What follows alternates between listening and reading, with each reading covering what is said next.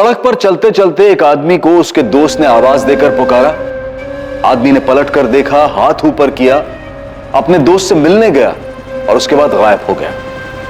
गायब, एकदम गायब। उसके बाद दिखा ही नहीं, ना तो वो आदमी और ना उसका दोस्त।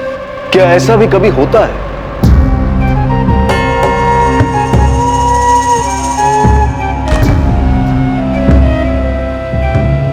पापा, हाँ मैं निकल रहा हूँ कॉलेज के लिए।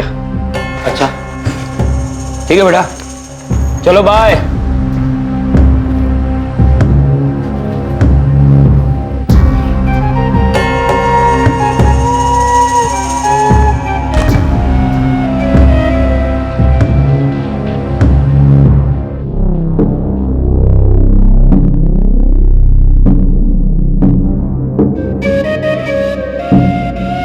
मनीषा, आज दीदी के यहाँ जाना है तुम्हें? हाँ? देखो, आज तुम पूरा दिन अपनी दीदी के साथ रहो। मैं जब काम से लौटूंगा तो तुम्हें वापस घर ले आऊंगा। ठीक है। देखा मैं कितना ख्याल रखता हूँ तुम्हारा। अरे अब तो मुस्कुरा दो।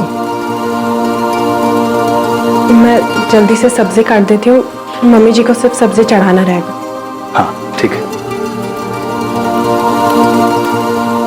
मनीषा बेटा, तू खुश है ना? मैंने हरीश से कहा है इतवार को वो तुझे पिक्चर दिखाने ले जाए। नई नई शादी हुई है, घूमना फिरना तो चाहिए ना।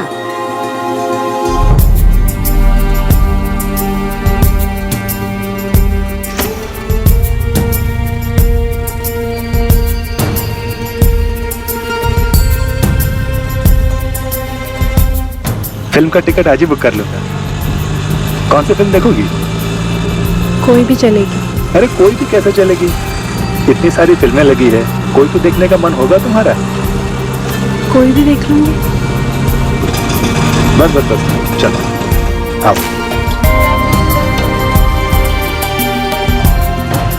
हरीश, हाय। मनीषा, एक काम करो, तुम जाओ, मैं 10-15 मिनट में आता हूँ, ठीक है? और उसके बाद वहां से काम पे चला जाऊंगा। तुम्हें पता है ना कंचन दीदी का घर? आगे से राइट लोगी, उसके बाद लेफ्ट लेना। लेफ्ट लेते ही पहला मकान। ठीक है। पहुंच जाओगे ना?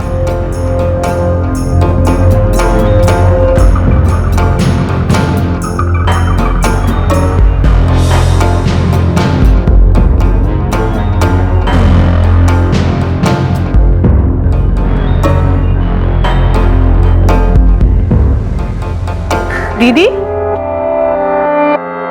मनीषा,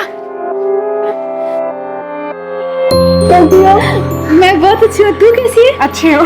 चल अंदर चल। ये लो जीजू, आपकी फेवरेट अदरक वाली चाय। क्या बात है मनीषा, तू जब जब आती है ना तभी मुझे अदरक वाली चाय मिलती है। वरना तेरी दीदी तो। हाँ हाँ, मैं सब सुन रही हूँ। आप मेरी बहन से मेरी ही चुगली कर रहे हैं। देखो, किचन में मगर कान यही लगे हुए हैं। और तेरा हीरो का है हरीश, वो भी आने वाला था ना साथ में? आए ना, तो रास्ते में उनका कोई दोस्त मिल गया था, तो बोले कि 10-15 मिनट बाद उससे मिलकर आएंगे। अच्छा, बैठो ना। हनीमून का क्या प्लान है? कहीं लेके जा रहा है कि नहीं तुझे हरीश? हाँ, शिमला जाने की बोल तो रहे थे। अब अगले महीने छुट्टी मिलेगी तो जाएंगे। मनीषा, तू खुश है ना? मनीषा, तेरे ससुराल में सब ठीक है ना? तेरे सास ससुर, तेरा देवर, सबसे बनती है ना तेरी? अरे ऐसे सर क्या हिला रही, कुछ बोल। हाँ दीदी, सब ठीक है। और अभी तो शादी हुई है, सबको समझने में, घुलने मिलने में थोड़ा टाइम तो लगेगा ना। ये बात भी है। मम्मी पापा की याद आती है? थोड़ी थोड़ी याद तो आएगी, लेकिन अब हरीश का घर ही तेरा घर है। अपने घर को अच्छे से संभाल, सबका ख्याल रख। और पता है, बहुत नसीब वाली है तू, हरीश इतना अच्छा लड़का मिला है तुझे। फिर सर हिला रही है, कुछ बोल। हाँ दीदी, मुझे पता है मेरा ही घर है, मुझे ही संभालना है, पर इसका मतलब ये तो नहीं ना कि सब मुझसे यही बात करेंगे। अभी जब घर गई थी, 24 घंटा मम्मी पापा मुझे यही समझाते थे कि तेरा घर है, तुझे ही संभालना है। The number you are trying to call is currently switched off. Please try again later. Manisha, Harish का फोन तो अभी भी बंद आ रहा है। क्या कहा था उसने, कितने बजे आएगा तुम्हें लेने? बोले थे शाम में काम से वापस जाते वक्त ले लेंगे, पर 7 बजे तक तो आ जाना चाहिए था। लेकिन अभी तो 7:30 बज गए हैं, अभी तक उसका कुछ पता ही नहीं है।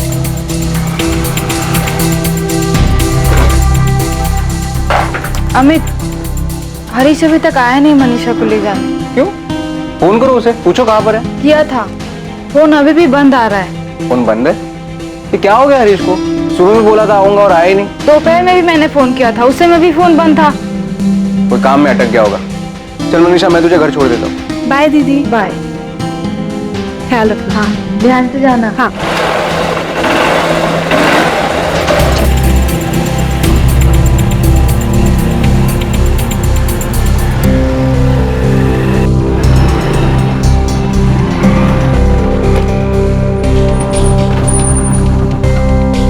थैंक यू जीजू। बाय। बाय।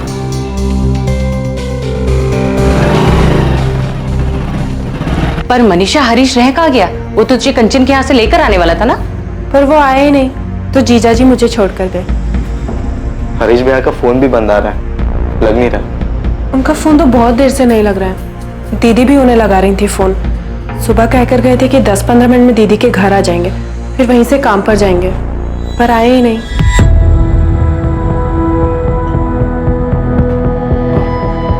सूरज बेटा, तू एक काम कर, तू हरीश के सेठ को फोन कर। हो सकता है काम ज्यादा होने की वजह से दुकान पर ही हो। पर भैया अगर दुकान पे रुकेंगे भी तो भी सब फोन क्यों बंद रखेंगे? अरे तू पहले फोन तो कर, फिर बाद में पूछेंगे कि उसने फोन क्यों बंद कर रखा है। हेलो। हाँ सुमित बेटा, नहीं हरीश तो आज सुबह से काम पर ही नहीं आया। 10:30 बजे मैंने दुकान खोली थी, तब से मैं भी उसे कॉल लगा रहा हूँ। लेकिन गौतम अंकल, हरीश भैया तो सुबह काम के लिए ही निकले थे। निकला होगा, पर वो आज पूरे दिन काम पर नहीं आया। पापा, गौतम अंकल कह रहे कि हरीश भैया आज दुकान पे गए नहीं। बेटा मनीषा, हरीश किस दोस्त के साथ गया था सुबह? पता नहीं पापा जी, उनके किसी दोस्त ने आवाज दी थी। उन्होंने मुझसे कहा कि मैं दीदी के घर चले जाऊं, वो थोड़ी देर में आएंगे, पर आए ही नहीं। पर दोस्त कौन था? पता नहीं मम्मी जी, मैंने नहीं देखा। योगेश भैया या अरशद भाई? मैंने देखा नहीं देवर जी। मैं लखनऊ में हूँ, मेरी तो हरीश से आज बात तक नहीं हुई। मैं तो कल ही लखनऊ आया था, कुछ काम से आया हूँ, परसों वापस आ रहा हूँ। सुमित, क्या बात है? तो बहुत परेशान लग रहा है। योगेश भैया, हरीश भैया का फोन बंद आ रहा है। सुबह उनको कोई दोस्त मिला था जब वो मनीषा भाभी को उनकी दीदी के घर छोड़ने गए थे। मुझे लगा कि आप या अरशद भाई होंगे। नहीं सुमित, मैं तो आज मिला ही नहीं हरीश से। नहीं, मैं अगर हरीश को मिलता तो दूर से आवाज देकर भाभी से बिना मिले थोड़ी ना चले जाता। अरे कोई दोस्त था भी तो तुमने देखा तक नहीं वो कौन था? नहीं, वो बोलकर गए थे तुम दीदी के यहाँ जाओ, मैं आता हूँ। मैंने उस तरफ देखा ही नहीं। भैया अरशद भाई और योगेश भैया से भी नहीं मिले।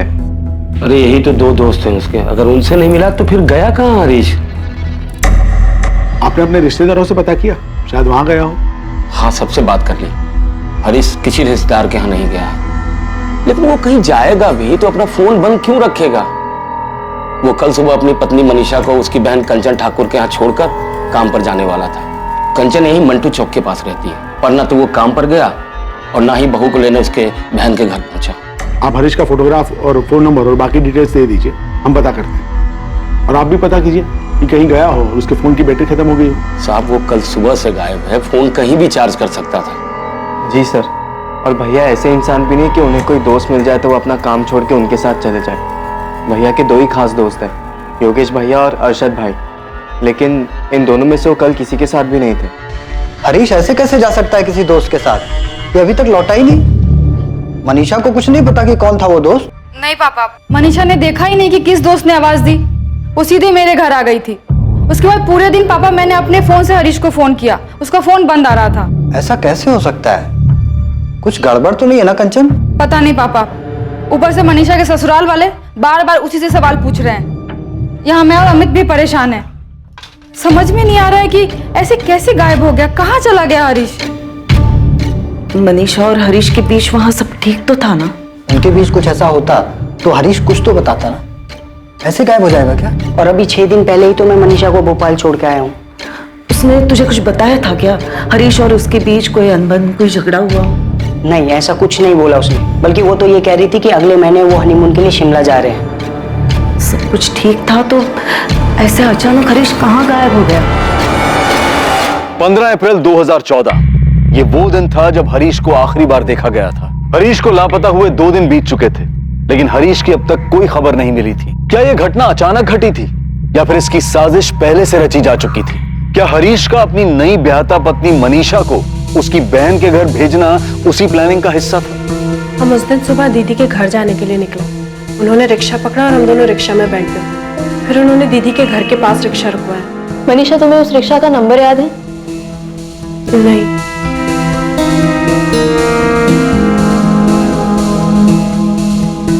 मम्मी का ऑर्डर है कि तुम्हें फिल्म दिखाने के लिए ले जाना है। तुम्हारी दीदी के घर से कितनी दूरी पे रोका था रिक्शा? बस चलो आओ। दूरी तो पता नहीं, लेकिन वहां से सीधा जाकर मैंने राइट लिया था और फिर लेफ्ट लेते ही पहला मकान दीदी का। और तुमने वाकई नहीं देखा कि तुम्हारे पति को किसने आवाज दी थी? हरीश, हाय। नहीं देखा। क्यों नहीं देखा? मुझे लगा नहीं था कि हरीश जी जिससे मिलने जा रहे हैं उससे मिलकर वापस ही नहीं लौटेंगे। देखिए, अभी तक हमारे पास हरीश की कोई खबर नहीं मिली, लेकिन कल तक हमारे पास उसके फोन की लोकेशन आ जाएगी। हमें पता चल जाएगा कि उसका फोन कहां पे स्विच ऑफ हुआ है। इस मनीषा ने ही मेरे बेटे के साथ कुछ किया है। क्या कर सकती है वो, और क्यों करेगी? आपने अभी भी बताया कि इन दोनों की शादी को सिर्फ 1.5 महीना ही हुआ है, तो क्या मनीषा खुश नहीं है ये शादी से, या हरीश खुश नहीं है? मैडम, ये कैसा सवाल है? शादी से खुश थे या नहीं? अभी शादी को 1.5 महीना ही तो हुआ है। मैडम, मनीषा और हरीश दोनों को एक दूसरे से मिलवाया गया था। दोनों ने एक दूसरे को पसंद किया। सबकी खुशी और मर्जी से शादी हुई थी दोनों की। ओम अनुभद्रः कृतवोयन्तो विस्तोब्दासो अमृतासु भेदा देवानो यथो सदमिति व्रते असन्न प्रभुवो।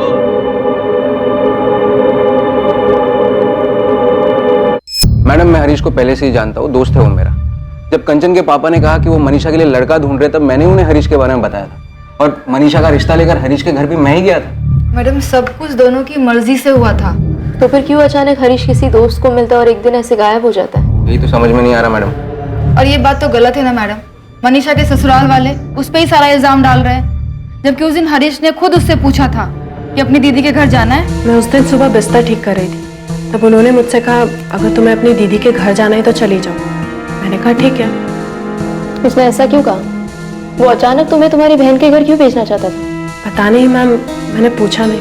आपका बेटा हरीश खुद मनीषा से कहता है कि आज तुम अपनी बहन के घर चली जाओ, मैं काम पे जाते वक्त तुम्हें वहां छोड़ दूंगा और लौटते वक्त तुम्हें वहां से ले आऊंगा। तो आप ये कैसे कह सकती है कि मनीषा ने हरीश के साथ कुछ किया है? क्या मनीषा और हरीश के बीच में कोई प्रॉब्लम चल रही थी? साहब, 1 मार्च को जबलपुर में मनीषा और हरीश की शादी हुई और 3 मार्च को वो यहाँ हमारे घर भोपाल आई।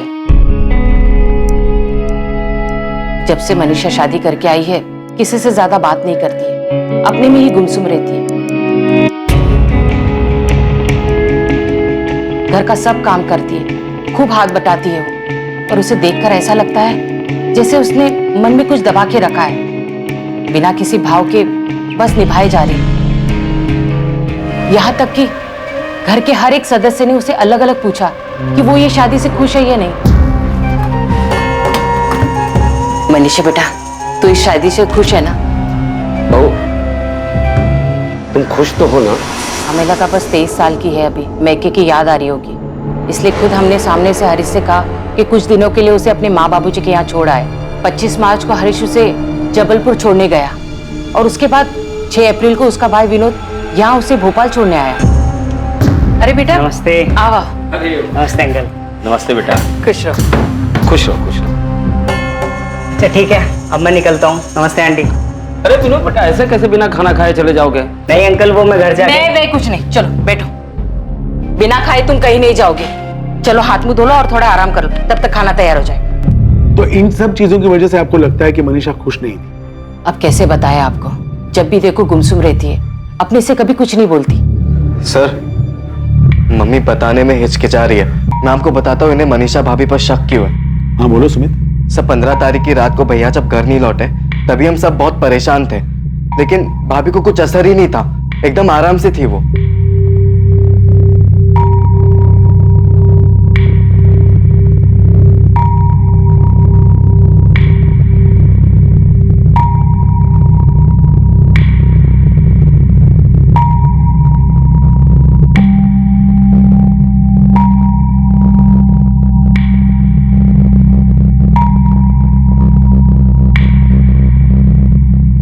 मैंने सब जगह पता कर लिया, हरीश भैया कहीं पर भी नहीं है। हमें पुलिस के पास जाना चाहिए। कैसी पत्नी है ये? हाँ, पति घर से गायब है और ये चुप चुप के खाना खा रही थी, अब आराम से सो रही है। इसे कुछ नहीं पड़ी है हरीश की। सर हमें तो समझ में ही नहीं आ रहा है कि ऐसा कैसे हो सकता है। सुबह से पति घर से गायब हो और भाभी आराम से सो रही हो। उसके पहले उसने चुपके से ठूस ठूस के खाया। हमने जब मनीषा से उसका फोन नंबर मांगा तो उसने कहा उसके पास फोन ही नहीं है। क्या सच है ये? हाँ, उसके पास फोन नहीं है। तो शादी के पहले से ही उसके पास फोन नहीं था या शादी के बाद से? शादी के पहले से ही नहीं था। लेकिन हरीश भैया बोल रहे थे कि शादी के बाद वो भाभी को एक फोन दिला देंगे। ठीक है, फिलहाल आप लोग घर जाइए। हरीश के बारे में कोई भी खबर मिलती है तो हम आपको बताते हैं। भैया को गायब हुआ आज 2 दिन हो गए, लेकिन अभी तक कुछ हम जानते हैं। सुनिए, हमने सभी पुलिस स्टेशन में हरीश की डिटेल्स भेज दी। जीजा जी मैं क्या करती, मुझे भूख लगी थी और वो लोग तो खाना ही नहीं खा रहे थे, तो मैंने चुपके से खा लिया और जैसे ही बेड पर आकर बैठी मेरी नींद लग गई। मुझे लगा था हरीश जी देर से ही सही पर घर आ जाएंगे। और आप लोगों ने सारा इल्जाम मनीषा पे लगा दिया कि उसने ही कुछ किया है। कुछ बोलने से पहले ये तो सोच लेते कि आपका खुद का बेटा उसे मेरे यहाँ छोड़ने आया था और उसके बाद पूरा दिन वो मेरे साथ थी। जब हरीश उसे शाम को लेने नहीं आया, कितना परेशान हो गई थी खुद वो। देखिए अंकल आंटी, मनीषा अभी बस 23 साल की है, इतनी बड़ी नहीं है वो। पहली बार घर से बाहर निकली है, बचपना है अभी उसमें। भूख लग गई तो खा लिया, आंख लग गई तो सो गई। मगर ये इतनी बड़ी बात नहीं है ना कि ऐसा भी क्या बचपना अमित बेटा। चलो तुम ही बता दो, किसी दिन तुम टाइम पे घर पे ना पहुंचो, तुम्हारा कोई अता पता ना हो, तो क्या कंचन के गले से निवाला उतरेगा? क्या वो ऐसे पैर पसार के सोएगी? अगर खा लिया, सो गई, इसका मतलब ये नहीं कि उसी ने कुछ किया हरीश के साथ। दीदी बात सिर्फ इतनी नहीं है। दोनों घर से साथ निकलते हैं, रिक्शा लेते हैं, साथ में उतरते और फिर भैया को कोई आवाज लगाता है और भाभी देखती तक नहीं है। देखो, मनीषा पे इल्जाम नहीं लगा रहा है, तुम खुद ही सोचो। और अमित, तुम तो हरीश के दोस्त हो ना, तुम ही बताओ वो बताए बिना कैसे जा सकता है? अंकल मैं समझ सकता हूँ, मगर आप ही नहीं, हम सब परेशान हैं। और अंकल, हरीश अगर आपका बेटा है ना तो मनीषा का पति है। आपको चिंता हो रही है तो हमें भी चिंता हो रही है। मम्मी पापा इतने परेशान हैं, जबलपुर से यहाँ आने के लिए निकल गए हैं। आप लोगों से हाथ जोड़ के विनती है, ऐसे ना बेवजह के इल्जाम मत लगाइए मनीषा पर।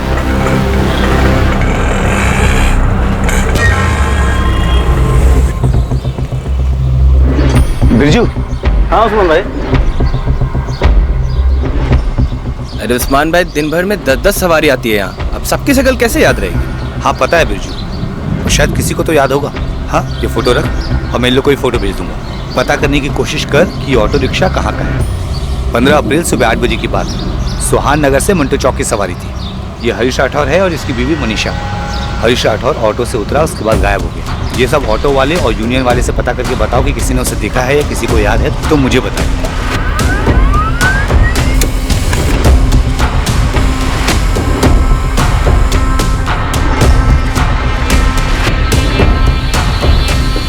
सर फोन रिकॉर्ड्स के मुताबिक हरीश की लास्ट लोकेशन मूर्तिगंज।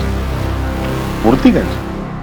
ये मूर्तिगंज तो मंटू चौक से करीब 1 घंटे की दूरी पर है ना। ये सुहान नगर और ये मंटू चौक और ये है मूर्तिगंज, जो सुहान नगर और मंटू चौक से काफी दूरी पर है। सुहान नगर से मंटू चौक रिक्शा से पहुंचने में करीब 10 मिनट लगते हैं। सर अगर हरीश रिक्शा या गाड़ी से भी मूर्तिगंज गया हो तो उसे कम से कम 1 घंटा लगा होगा वहां पहुंचने में, क्योंकि सुबह 8 बजे के दौरान उस रूट पे अच्छी खासी ट्रैफिक हो जाती है। सवाल यह है कि हरीश उस दोस्त के साथ मूर्तिगंज क्यों गया, जबकि उसने मनीषा से ये कहा था कि वो 10 से 15 मिनट में वापस लौटेगा। सर हमने आसपास जितने भी रिक्शा वाले हैं, जितना भी रिक्शा स्टैंड है, उन सबसे पता लगाया, या तक कि उनकी यूनियन वालों से भी बात किया, लेकिन किसी को कुछ याद नहीं है कि किसी ने उस दिन हरीश या मनीषा को वहां देखा। भाई हम मूर्तिगंज क्यों जाएंगे? वहाँ उनका कोई काम पड़ता हो? नहीं पापा, वहाँ पे उनका कोई दोस्त भी नहीं जिनसे वो मिले होंगे। फोन रिकॉर्ड के मुताबिक हरीश का फोन मंटू चौक से मूर्तिगंज की तरफ गया और मूर्तिगंज में जाकर के स्विच ऑफ हो गया। क्या हरीश की किसी के साथ कोई दुश्मनी थी, कोई झगड़ा? नहीं सर, हरीश भैया ऐसे इंसान है ही नहीं कि किसी के साथ लड़ाई झगड़ा करे। मैडम हरीश मेरे यहाँ पिछले 4 साल से काम करता है। उसके और उसके परिवार वालों को मैं बहुत अच्छे से जानता हूँ। उसका किसी के साथ लड़ाई झगड़ा हो ही नहीं सकता। गौतम जी आप तो उन्हें अच्छी तरीके से जानते हैं, तब तो आपको ये भी पता होगा कि हरीश इस शादी से खुश है या नहीं। खुश, बहुत खुश है मैडम। शादी तय होने के बाद से ही उसकी खुशी का ठिकाना नहीं था। 1 महीने बाद हनीमून के लिए शिमला जाने वाला है। रोज मुझे अपनी छुट्टी याद दिलाता है। निशा को अपने साथ जबलपुर ले जा रहे हैं हम लोग। सही नहीं किया आपने हमारी बेटी के साथ। वीना जी हमारी हालत तो समझिए, 4 दिन से हमारा बेटा घर नहीं लौटा है। वो नहीं लौटा है तो इसका मतलब ये नहीं है कि आप हमारी बेटी को दोषी ठहराएंगे। कैसे कैसे सवाल पूछ रही है पुलिस कि जबलपुर में उसका कोई चक्कर है क्या? और उसी से नहीं, जबलपुर के पुलिस के खबरी हमारे पास पड़ोसी रिश्तेदार नातेदार सबसे उलूल जुलूल सवाल कर रहे हैं। देखिए ओम जी, फिलहाल तो हमें अपने बेटे की चिंता है। वो कभी ऐसे बताए बिना गए। राम जी, हरीश हमारा भी दामाद है, हमें भी उसकी चिंता है। इसका मतलब ये नहीं है कि हम आप पे इल्जाम लगाने लगे कि हरीश मनीषा के साथ खुश नहीं था और वो भागने का नाटक रच रहा है और आप लोग उसका साथ दे रहे हैं। पुलिस कंचन से पूछ रही है, हमसे सवाल कर रही है कि मनीषा को फोन क्यों नहीं दिया, उसका किसी के साथ चक्कर है क्या, उसकी वजह से उसका फोन छीना क्या? क्या मतलब है इन सवालों का? आप ही बोलिए। मनीषा इस शादी से दुखी लग रही थी क्या? मनीषा शादी के लिए राजी नहीं होती तो क्या मैं ये शादी करवाता? बलराम जी, मालती जी, मनीषा बच्ची है। ऐसी बातें पुलिस से कहने से पहले जरा सा सोच तो लेते।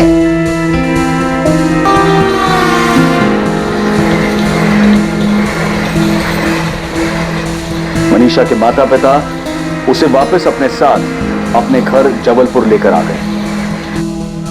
हरीश के पिता बलराम राठौड़ और उसका छोटा भाई सुमित लगातार पुलिस स्टेशन के चक्कर लगाते रहे इस उम्मीद में कि हरीश की कोई खबर मिले। उधर जबलपुर में मनीषा के माता पिता भी उससे पूछते रहे कि 15 अप्रैल को उसका पति हरीश किस दोस्त के साथ गया था, पर मनीषा के पास इसका कोई जवाब नहीं था। याद करके देख। मनीषा का परिवार जानना चाहता था कि क्या मनीषा और हरीश के बीच कोई झगड़ा या अनबन थी जिसकी वजह से हरीश इस तरह से अचानक एक दिन चला गया था। पुलिस हरीश के दोस्त योगेश वर्मा और अरशद खान से भी बार बार पूछताछ कर रही थी, पर हर बार उनका भी यही कहना था कि उन्हें नहीं पता कि हरीश कहां चला गया है। पुलिस ने हरीश की फोटोज और पोस्टर्स से भोपाल की अखबारों और दीवारों को भर दिया था, इस आशा में कि कहीं से हरीश की कोई खबर मिले। सुमित, हमने हरीश का फोन सर्वेलेंस पे डाल दिया। जैसे ही उसका फोन स्विच ऑन होता है हमें पता चल जाएगा कि उसकी करंट लोकेशन क्या है। सर, जबलपुर से कुछ पता चला कि भाभी का वहां पे? नहीं सुमित, ऐसा तो कुछ सामने नहीं है। हमने मनीषा की बहन कंचन और उसके पति अमित से कई बार पूछताछ की कि कहीं उनका तो कोई हाथ नहीं है हरीश के गायब होने में, लेकिन ऐसा कोई भी इंसान या मकसद सामने नहीं आया जिससे यह पता चल सके कि हरीश को मिलने कौन आया था जिसके बाद वो गायब हो गए। आंटी, मैंने अपने दोस्त से पता करवाया है, वहां जबलपुर में मनीषा के दूसरी शादी की कोई बात नहीं चल रही है। और वैसे भी वो अभी दूसरी शादी कर भी नहीं सकती है क्योंकि हरीश अभी तक सिर्फ लापता है और कुछ पता भी तो नहीं चला है कि वो अब। कंचन दीदी बोल रही थी हरीश जीजा जी के घर वाले उन्हें अभी तक ढूंढ रहे हैं। ढूंढेंगे ही ना बेटा, उनके घर का बड़ा बेटा गायब हुआ है, कोई छोटी बात थोड़ी ना है। मनीषा, हम तेरी सारी बात मानते हैं, सही है, पर बेटा हरीश को कोई परेशानी थी क्या? नहीं पापा, कोई परेशानी नहीं थी। हरीश से तेरी ठीक से बात तो होती थी ना? कोई मनमुटाव तो नहीं था? नहीं मम्मी, सब कुछ ठीक था। अमित, आप हरीश को 2-3 साल से जानते हो, कहीं ऐसा तो नहीं कि उसका किसी और लड़की के साथ या औरत के साथ? अमित, वो ऐसे कैसे जा सकता है? पता नहीं कंचन, हरीश को गायब हुए 1 महीने से ऊपर हो गया है, ना कोई एक्सीडेंट ना कुछ और। ऐसे कैसे कोई दोस्त उसे बुलाता है और फिर आज तक वो गायब है? कैसे हो सकता है? अब तो पुलिस भी कुछ नहीं कर रही है। मैं तो अब भी यही कहूंगी कि उस मनीषा ने मेरे हरीश के साथ कुछ गलत किया है। बलराम जी, मैंने आपके कहने पर सुहान नगर पुलिस थाने से केस फाइल मंगवाकर अच्छी तरह पढ़ी। लोकल पुलिस ने कहीं कोई कुताही नहीं बरती, जो कर सकते थे सब किया है। हरीश का फोन अभी भी सर्विलेंस में है। डीसीपी साहब, आप ही बताएं, ऐसा कैसे कोई 20 सड़क पर किसी दोस्त के बुलाने पे जाता है और गायब हो जाता है? आज 1.5 महीने हो गए मेरे बेटे को गायब हुए, अभी तक उसकी कोई खबर नहीं मिली है। सर, अक्सर सुना है कि अचानक किसी को हार्ट अटैक आ गया या अचानक किसी का एक्सीडेंट हो गया, लेकिन ऐसे भीड़ में अचानक कोई गायब नहीं होता। मेरे भाई इंसान है, कोई पानी नहीं जो भाप बन के उड़ गया और किसी का ध्यान तक नहीं गया हो। मैं हाथ जोड़ के विनती करता हूँ, मेरे बेटे को ढूंढ दीजिए, बहुत ही शरीफ बच्चा है मेरा। मैं अपनी खास टीम लगाता हूँ हरीश मिसिंग केस में।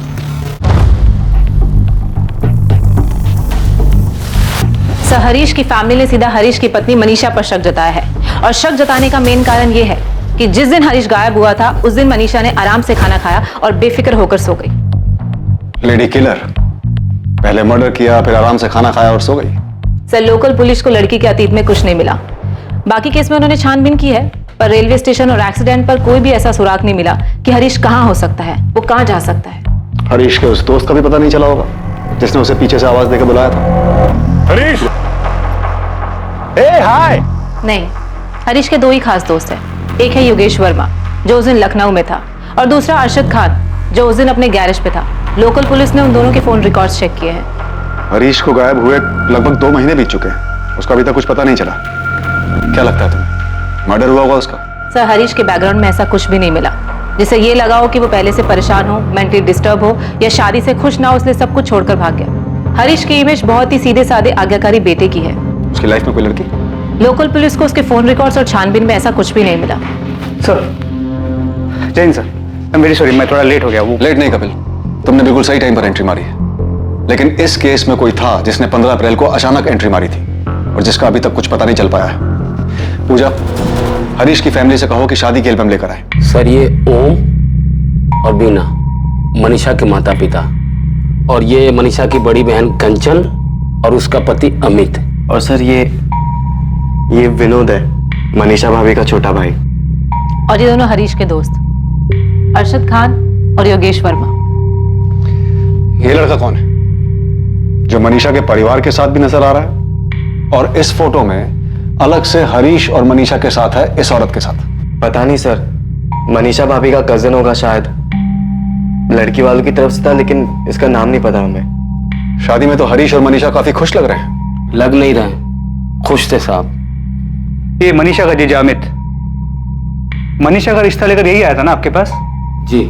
हरीश ने मनीषा को देखते ही शादी के लिए हाँ कर दी थी। जी, हरीश भैया को मनीषा भाभी बहुत पसंद आई थी। और मनीषा को भी हरीश काफी पसंद आया था?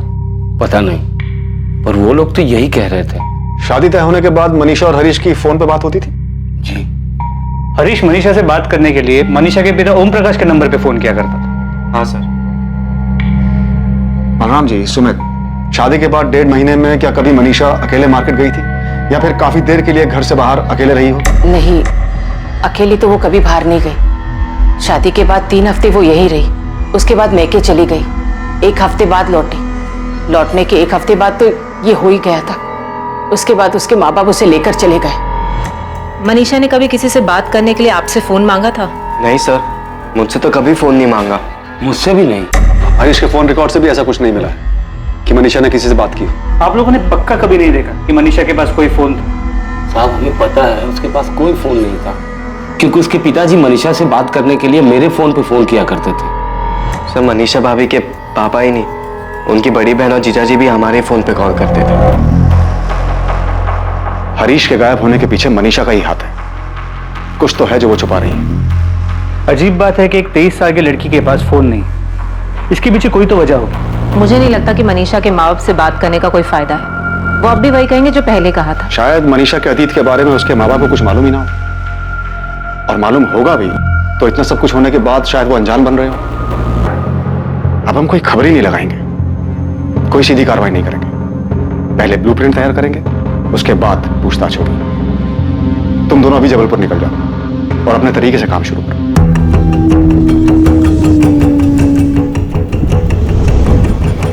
क्राइम ब्रांच की टीम ने हरीश मिसिंग केस को हल करने के लिए एक अलग तरीका अपनाया।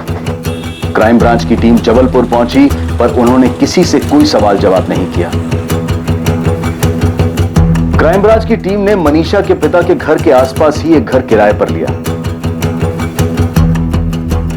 शांति से, चुपचाप, बिना किसी संदेह को जाहिर होने दिए, क्राइम ब्रांच की टीम ने मनीषा और उसके पूरे परिवार पर नजर बनाए रखी। मनीषा की हर गतिविधि पर क्राइम ब्रांच के अधिकारियों की नजर बनी हुई थी।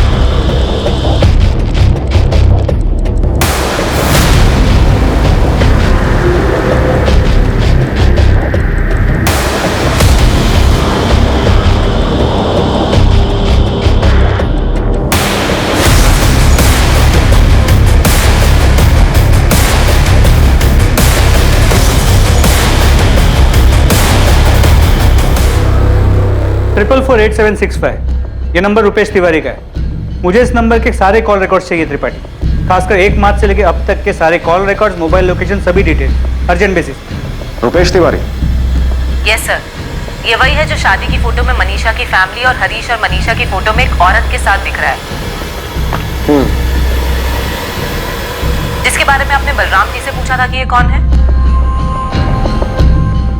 हाँ, ये हरीश, मनीषा और रुपेश के अलावा एक औरत भी है, 50-55 साल की। सर, वो औरत रुपेश तिवारी की मां है ललिता देवी, विधवा है। काफी साल पहले उनके पति का देहांत हो चुका है। रुपेश तिवारी और उसकी मां काफी सालों से जबलपुर में मनीषा के पड़ोसी हैं। सर, रुपेश तिवारी जबलपुर में एक छोटी सी टूर एंड ट्रेवल एजेंसी चलाता है। आइए सर, मुझे एक गाड़ी चाहिए। मिलेगी सर? कब और कहाँ के लिए चाहिए? इंदौर के लिए। इंदौर।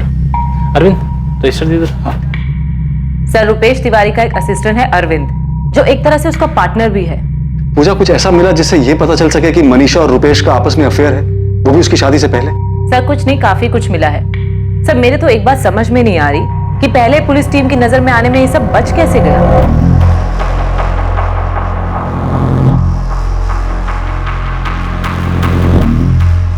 पूजा, इतनी साफ दिखने वाली बात नजरअंदाज कैसे हो सकती है? शायद इसलिए क्योंकि ये दोनों पड़ोसी हैं और एक दूसरे के घर आना जाना आम बात है। मनीषा बड़े आराम से कभी भी रुपेश के यहाँ जाती है, कभी प्रसाद लेकर तो कभी खाना लेकर, और ये हर दूसरे दिन की बात है। सर, रुपेश मनीषा के भाई विनोद का भी बहुत अच्छा दोस्त है, शायद इस वजह से भी किसी को उन पर शक नहीं हो। एक दूसरे के घर आना जाना मिलना आम बात है, सिवाय इसके कि ये दोनों सुबह पार्क में लवर्स की तरह भी मिलते हैं। सर, इन दोनों के हाव भाव को देखकर साफ पता चलता है। हम मनीषा के अतीत में कुछ ढूंढ रहे हैं, इसलिए कहीं हम जबरदस्ती तो इनका अफेयर नहीं बना रहे। हो सकता है कि ये सचमुच में सिर्फ पड़ोसी हो। नहीं सर, मैं शर्त लगा सकती हूँ कि इन दोनों का अफेयर चल रहा है और इन दोनों के अफेयर के पीछे ही हरीश के गायब होने का राज छुपा है। इतना ही नहीं, मैं दावे के साथ कह सकती हूँ कि हरीश का मर्डर हो चुका है। सर, हमने बिल्कुल सही जगह पे निशाना लगाया, ये पक्का पहली टीम से छूट गया था। रुपेश तिवारी के फोन रिकॉर्ड्स में कुछ मिला है क्या? नहीं, कुछ नहीं है, फिर भी सब कुछ इसी में है। क्या मतलब? सर, ये तो सच है कि मनीषा के पास कोई फोन नहीं है, पर 15 तारीख को रुपेश के मोबाइल की लोकेशन भोपाल की नहीं बल्कि जबलपुर की। सब कुछ उनके फेवर में है, तो मिला क्या? यही कि 14 से 16 अप्रैल के बीच रुपेश का फोन जबलपुर में ही था, और इन 2 दिनों में ना ही उसके फोन से कोई कॉल किया गया और ना ही कोई कॉल उठाया गया। इसका मतलब पक्का रुपेश का फोन जबलपुर में था उस टाइम, लेकिन वो खुद भोपाल में था। क्या हमने Harish Rathore missing case crack कर लिया? हरीश के लापता होने के लगभग 2 महीने बाद हरीश मिसिंग केस में क्राइम ब्रांच द्वारा नियुक्त की गई नई टीम को हरीश के अचानक गायब होने के मकसद के बारे में कुछ समझ आने लगा था। पर क्या सिर्फ मकसद की धुंधली समझ से यह केस हल होने वाला था? अभी इस केस में कई दिल दहला देने वाले सच सामने आने बाकी थे। इतने दिनों से पड़ोसी होने का नाटक करके हमारे परिवार की जासूसी कर रहे थे। हरीश के घर वालों ने आपको पैसे खिलाए ना, जो हमारी बेटी पर ऐसा गंदा इल्जाम लगा रहे हो? अभी तो सिर्फ पूछताछ कर रहे हैं। एक बार ये साबित हो गया कि मनीषा और रुपेश ने मिलकर ही हरीश के साथ कुछ किया है, उसके बाद इल्जाम भी लगाएंगे और सजा भी देंगे।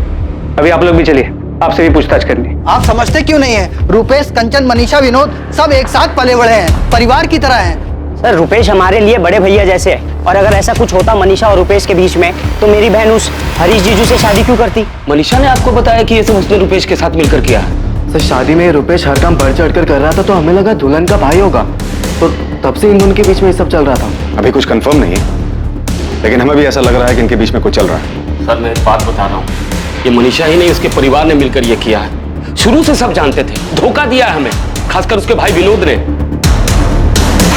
क्या कहा पापा ने? वो भोपाल आ रहे, क्राइम ब्रांच की कोई टीम उन्हें मनीषा और रुपेश को यहाँ पर लेकर आ रही है। उनके हिसाब से रुपेश और मनीषा के बीच कुछ। रुपेश और मनीषा? अरे, क्राइम ब्रांच वालों का दिमाग तो नहीं खराब हो गया है ना? कहीं ऐसा तो नहीं है कि हरीश के घर वालों ने कुछ कर दिया हो और खुद को बचाने के लिए सारा इल्जाम मनीषा पे डाल रहे हैं? मनीषा, इतने महीनों बाद भी तुम्हें अपने पति की कोई खास फिक्र नहीं हुई कि वो अभी तक क्यों नहीं मिला? अगर चेहरा देखकर ही सब पता चल जाता तो मैं भी उस दिन समझ जाती कि मेरे पति अब वापस नहीं आने वाले। मैं उन्हें जाने ही नहीं देती। आपको नहीं पता मेरे अंदर क्या चल रहा है, क्योंकि आप लोग हरीश जी को ढूंढ नहीं पा रहे, तो आप लोग जबरदस्ती मेरा और रुपेश का रिश्ता साबित करने पर तुले। मैडम, 1 मिनट सुनिए। आप क्यों पलट कर देख रही हैं? मैं आपको नहीं, मैडम को आवाज लगा रहा था। तुम अब भी यही कहोगी कि उस दिन तुम्हारे पति को किसी ने आवाज लगाई और तुमने पलट कर नहीं देखा कि वो कौन था?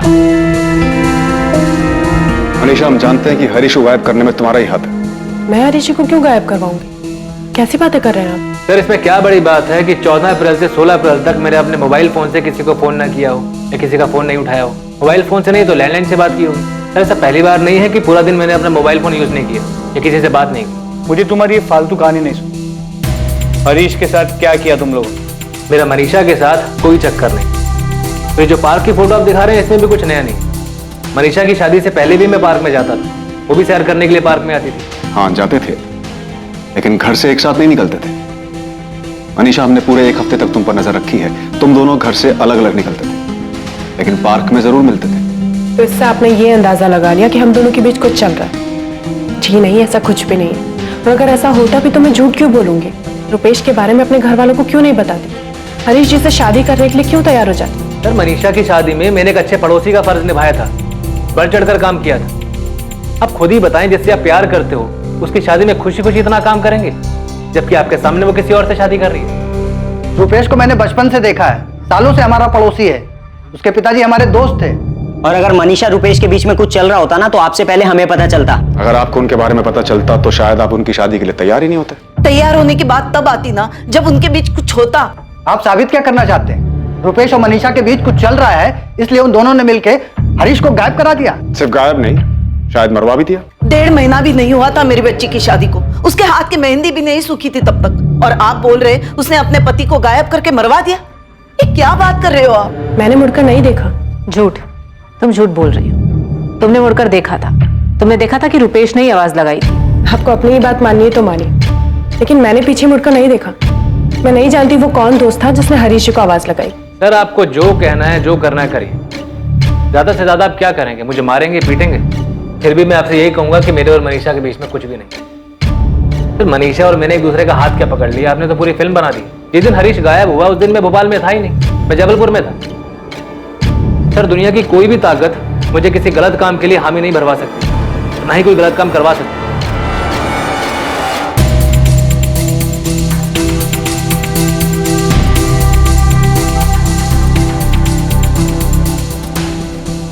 सर मैं यकीन के साथ बोल सकता हूँ कि ये इन दोनों का ही काम। और सिर्फ गायब ही नहीं, गायब करके मर्डर भी किया है। अगर इन्होंने गायब किया है, मर्डर किया है, तो ऐसे कैसे सफाई से जुर्म किया है कि हर चीज इनकी तरफ इशारा करती है, अगर इनके खिलाफ कुछ मिलता नहीं है? सर ये अपने आप सच नहीं बोलेंगे, इतने सच बुलवाना पड़े।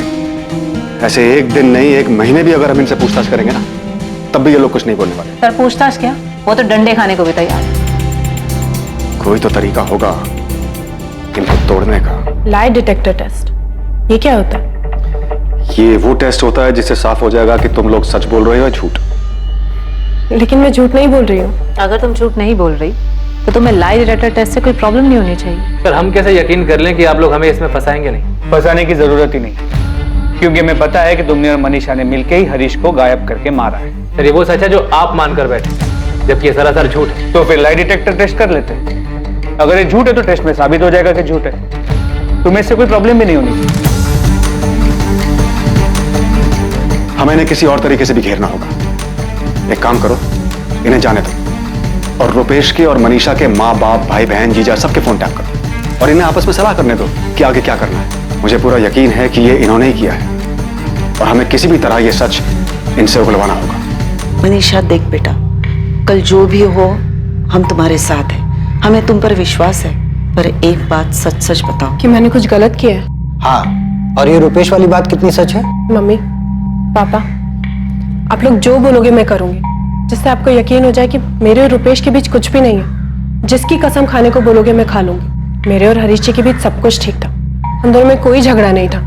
मेरी गलती उस दिन सिर्फ इतनी हुई कि मैंने मुड़कर नहीं देखा हरीश जी को आवाज किसने दी थी, जिसकी मुझे इतनी बड़ी सजा मिल रही है। मुझे नहीं पता हरीश जी के साथ क्या हुआ, शायद सचमुच उनका मर्डर हो गया हो, लेकिन मेरा इससे कोई लेना देना नहीं है। आप लोग मेरा यकीन कीजिए, मुझ पे इस तरीके से शक मत करिए प्लीज। मम्मी वो लोग मुझे और मनीषा को निशाना बना रहे हैं, कुछ भी करके हमें फंसाना चाहते हैं बस। पर ऐसा कर क्यों रहे हैं? तुझे फंसाना क्यों चाहते हैं? पता नहीं उनके दिमाग में क्या चल रहा है, क्यों जबरदस्ती मेरा और मनीषा का रिश्ता साबित करने पर तुले, जबकि हमारे बीच तो ऐसा कुछ है भी नहीं। अरे वो जो टेस्ट करना चाहते हैं, जो तू बोल रहा है, लाई डिटेक्टर टेस्ट, पता नहीं मम्मी क्या होता है। तो बोल रहे हैं कि इससे सारा सच सामने आ जाता है। अगर सच झूठ का पता चल सकता है तो तुझे बिना डरे हाँ कह देना चाहिए। मेरी समझ में एक बात नहीं आ रही है कि मनीषा का पति गायब हुआ है तो तुझे क्यों घसीट रहे हैं?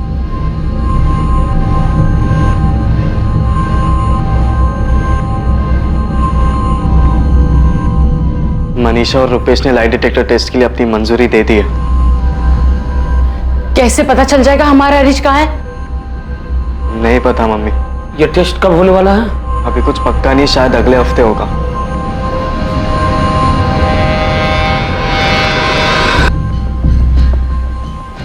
पापा, मम्मी के सामने बोलने की हिम्मत नहीं हो रही थी पर उन्होंने और भी कुछ कहा।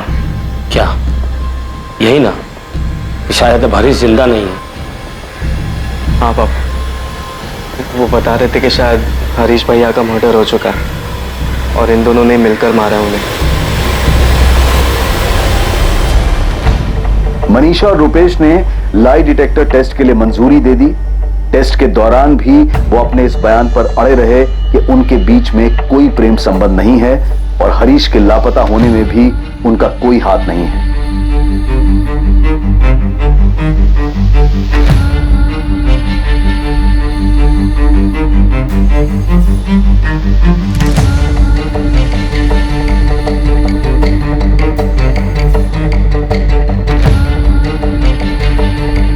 रुपेश, तुम्हारा और मनीषा का अफेयर कब से चल रहा? हमारा कोई अफेयर नहीं है। हरीश के साथ तुम्हारे संबंध कैसे? दोस्त था वो तुम्हारा? हाँ। सिर्फ दोस्त या करीबी दोस्त? हरीश से मेरी मुलाकात तब हुई थी जब वो जबलपुर में मनीषा से शादी करने आया था। 2-4 दिन में ही अच्छी दोस्ती हो गई थी हमारी। इतनी अच्छी कि तुम अगर अचानक से भोपाल आओ और सड़क पे उसे आवाज दो तो तुम्हें पहचान लेता? हाँ, पहचान लेता। अगर तुम उसे अपने साथ कहीं चलने को बोलो तो चलेगा? हाँ, हो जाता। बिल्कुल वैसे ही जैसे वो कभी जबलपुर आता और मुझे मिलने के लिए बुलाता तो मैं उससे मिलने चला जाता। मनीषा, ये सच है कि 15 अप्रैल को तुमने और हरीश ने कंचन के घर जाने के लिए रिक्शा लिया ही नहीं?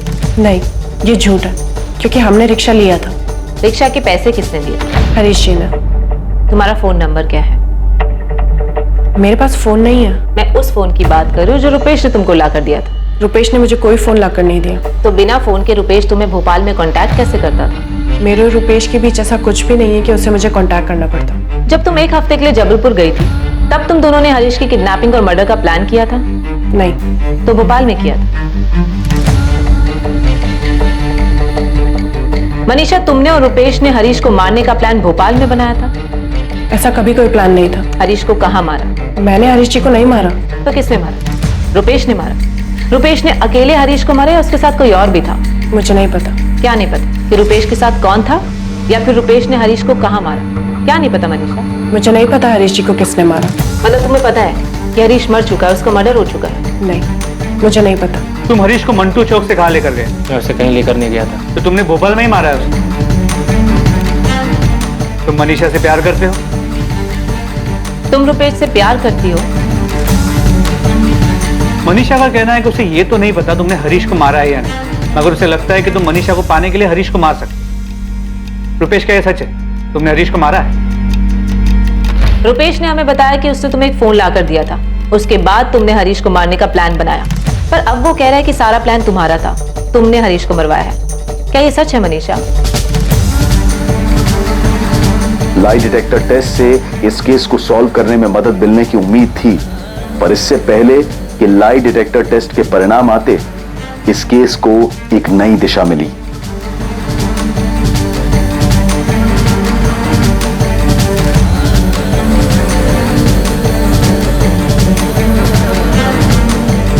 सर, साइबर सेल टीम जो हरीश राठौर के फोन को सर्विलेंस कर रही थी, उन्होंने ये फोन नंबर भेजा है। ये नंबर हरीश के फोन में एक्टिव हुआ है, सेम IMI नंबर है। रिंग जारी। 2 महीने बाद आज हरीश का फोन एक्टिव हुआ। हेलो हेलो, कौन बोल रहा है? अरे फोन आपने किया है, आप बताओ आप कौन बोल रहे हो? मैं क्राइम ब्रांच से बोल रहा हूँ। ये फोन जिससे आप अभी बात कर रहे हो हरीश राठौर नाम के आदमी का, ये फोन तुम्हारे पास कहाँ से है? किसने कट कर दिया? फौरन ये नंबर ट्रेस करो, पता करो लोकेशन कहाँ की है। जी सर। सर, अगर रुपेश और मनीषा ने मिलकर हरीश को मारा है और वो भी इतनी चालाकी से कि हमारे पास लाई डिटेक्टर टेस्ट के रिजल्ट के इंतजार करने के अलावा और कोई चारा नहीं, तो ये जो भी है जिसने उनकी हेल्प की हरीश का फोन ऑन करने की गलती करेगा? बिल्कुल कर सकते हैं। पॉसिबल है कि वो लाई डिटेक्टर टेस्ट से डर गए कि कहीं उनका सच सामने ना आ जाए। इसलिए वो हरीश का फोन ऑन करके हमें गुमराह करना चाहते हैं, ताकि हम ये सोचें कि हरीश जिंदा है और हम उनकी तरफ ध्यान ही ना दें। मनीषा, तू मेरी छोटी बहन है, चाहे जो भी हो मैं तेरे साथ। दीदी, क्या तुम घुमा फिरा के मुझसे ये पूछना चाहती हो कि मैंने हरीश जी को मारा है या नहीं? देख मनीषा, सच बता, क्या सच में तेरे और रुपेश के बीच में ऐसा कुछ है जो हम में से कोई नहीं देख पाया? एक परिवार जो दुख में डूबा था, इंतजार कर रहा था ये जानने के लिए कि आखिर उनके बेटे हरीश के साथ क्या हुआ था, जिसे लापता हुए भी अब 2 महीने से ज्यादा बीत चुके थे। हरीश के एक दिन अचानक गायब हो जाने के इस केस में सच क्या था और झूठ क्या था? सच, क्या यही सच था कि एक औरत ने अपने प्रेमी के साथ मिलकर अपने पति की हत्या की थी, वो भी इतनी सफाई से, इतनी चालाकी से कि पुलिस को उनके खिलाफ कोई सुराग तक नहीं मिल रहा था? रवि, जितना जल्दी हो सकता है मुझे 444689 इस नंबर की डिटेल्स निकाल कर दो। जो भी बंदा हरीश का ये फोन यूज कर रहा है उसने फोन स्विच ऑफ कर रखा है। इस नंबर तक पहुंचना हमारे लिए बहुत जरूरी है। Inspector Sharma, lie detector test की रीडिंग मुझे मिल गई है। मुझे 2 दिन लगेगा सारे रीडिंग की टेस्ट करके एनालिसिस करने के लिए, तभी मैं कुछ कह पाऊंगा। मुकेश जी प्लीज जितना जल्दी हो सके कोशिश कीजिए, क्योंकि अगर हमें टेस्ट में कुछ भी मिलता है तो हमारे लिए रुपेश और मनीषा को तोड़ना आसान हो जाएगा। ये लोग ऐसे नहीं बोलेंगे, दोनों बहुत शातिर हैं। आप मुझे 2 दिन का टाइम दीजिए, 2 दिन में रिपोर्ट आपके सामने होगी। सर, 444689 नंबर की डिटेल्स कल शाम तक मिल जाएगी। पूजा, ये 444689 ये नंबर हरीश और रुपेश के कॉल रिकॉर्ड्स में कहीं नजर नहीं आ रहा। सर, मुझे एक बात काफी अजीब लग रही है। जिसके पास भी हरीश का ये फोन था उसने इतने दिनों तक फोन संभाल के रखा, अब जाके इसमें सिम डाला है, क्यों? एक बार इसके कॉल रिकॉर्ड्स आ जाए, फिर पता चलेगा कि रुपेश और मनीषा क्या गेम खेल।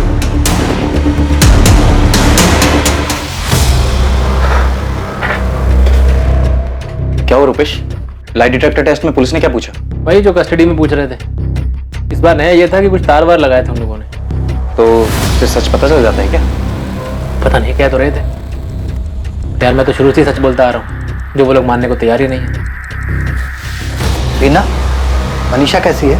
कुछ टेंशन में, कुछ सोच में, ऐसा कुछ दिखा क्या?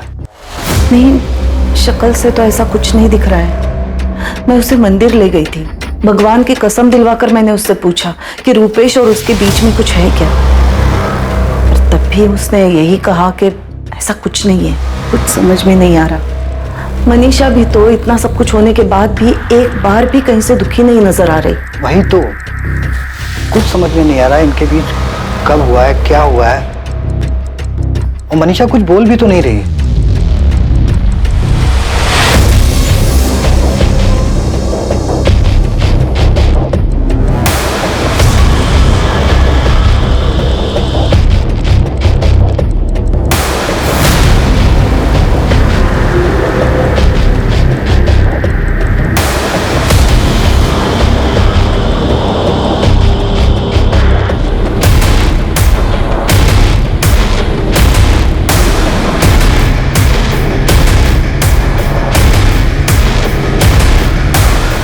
भैया, इंस्पेक्टर ने बताया कि इन दोनों से बहुत अलग अलग तरीकों से पूछताछ की है, लेकिन ये दोनों मानने को तैयार ही नहीं है कि इनका कोई अफेयर है या इन्होंने हरीश भैया के साथ कुछ किया है। सुमित, तुझे पता है पुलिस की खबरें इस बारे में भी पता करने की कोशिश में है कि तेरा और हरीश का कोई झगड़ा था क्या, प्रॉपर्टी या किसी बात को लेकर।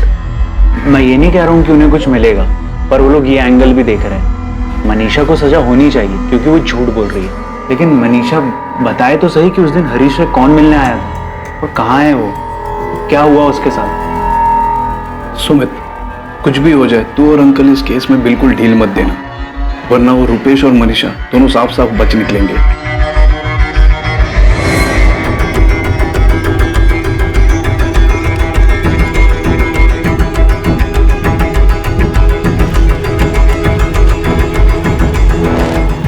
जब तक मैं अपने बेटे के बारे में पता ना लगा लूं तब तक चैन से नहीं बैठूंगा। अमित, मनीषा तो कसूरवार है ही, पर तुम भी कम कसूरवार नहीं हो। अंकल, मनीषा कितनी बार कह चुकी है कि उसने कुछ नहीं किया है, वो सच बोल रही है। तभी तो वो पुलिस वाला टेस्ट करवाने के लिए उसने खुद ही हाँ कहा था। मुझे कुछ नहीं पता, मुझे बस मेरा बेटा वापस चाहिए।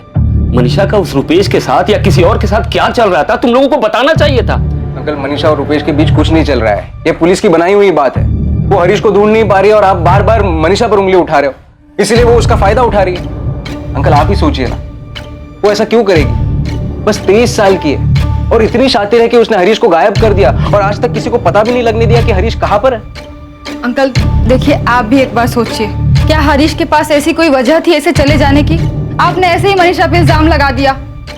हरीश के वो जो दोनों दोस्त हैं, योगेश और वो अरशद, आपने उन लोगों के बारे में पुलिस को बताया कि जाके वहां भी सच ढूंढे? देखिए अंकल, आपकी तरह हम भी सच जानना चाहते हैं। हम भी जानना चाहते हैं कि हरीश के साथ ऐसा क्या हुआ, कहाँ गया वो?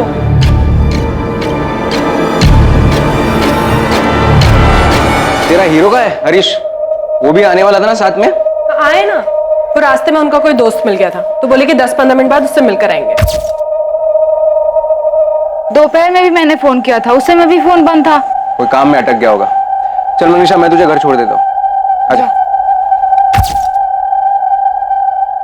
कंचन, ये बात अजीब है मगर सच है। हरीश के गायब होने के बाद से आज तक मैंने मनीषा के चेहरे पर कभी भी कोई दुख या परेशानी नहीं देखी। अमित, अब आप भी मनीषा पर... नहीं, मैं इल्जाम नहीं लगा रहा हूँ, मगर तुम ही सोचो, तुम्हें ये बात अजीब नहीं लगती कि हरीश के वापस ना आने से मनीषा को जरा भी दुख नहीं हुआ, जरा भी फर्क नहीं पड़ा? 2 दिन बाद क्राइम ब्रांच को उस आदमी की जानकारी मिली जो हरीश का फोन इस्तेमाल कर रहा था। समीर चंद्रा, रुद्र विहार का एड्रेस। रुद्र विहार सर, ये तो मूर्तिगंज के पास है, जहाँ पर हरीश का फोन स्विच ऑफ हुआ था। सर, फोन रिकॉर्ड्स के मुताबिक हरीश की लास्ट लोकेशन मूर्तिगंज है। देखते हैं कि समीर चंद्रा वाकई में कोई है या ये भी कोई झूठ। और उसी दौरान लाई डिटेक्टर टेस्ट के परिणाम भी सामने आए। हेलो, इंस्पेक्टर शर्मा, मुकेश बोल रहा हूँ। हाँ मुकेश जी, क्या मिला टेस्ट में? आपने उन दोनों को जो भी सवाल पूछे, उनके जवाब के रिस्पॉन्स ग्राफ बहुत बारीकी से हमने चेक किया है। उन दोनों में से कोई भी झूठ नहीं बोल रहा है। क्या? उन्होंने किसी भी सवाल के जवाब में झूठ नहीं बोला? नहीं। ये सवाल हमने उन दोनों से पूछा था कि उनका अफेयर है। तुम मनीषा से प्यार करते हो? तुम रुपेश से प्यार करती हो? इंस्पेक्टर, आप देख सकते हैं दोनों के पैरामीटर में थोड़ा भी डिस्टर्बेंस दिखाई नहीं दे रहा है। उनके पैरामीटर से तो यही पता चल रहा है कि किसी भी सवाल का जवाब देने में उनको कोई हिचकिचाहट नहीं हुई, तब भी नहीं जब आप लोगों ने उन्हें पूछा कि मैंने हरीश को मारा है। रुपेश, क्या ये सच है? तुमने हरीश को मारा है? हरीश को कहाँ मारा? मैंने हरीश जी को नहीं मारा। यहाँ तक कि हरीश को मारने की प्लानिंग भी उन्होंने की थी, लेकिन इस सवाल पर भी उनका रिएक्शन नॉर्मल है, कोई घबराहट, कोई टेंशन नहीं दिखी। तो बेसिकली लाई डिटेक्टर टेस्ट ये कहता है कि उनका आपस में कोई रिश्ता नहीं, कोई अफेयर नहीं, ना ही उन्होंने हरीश को गायब किया है और ना ही उन्होंने उसे मारा है। हाँ।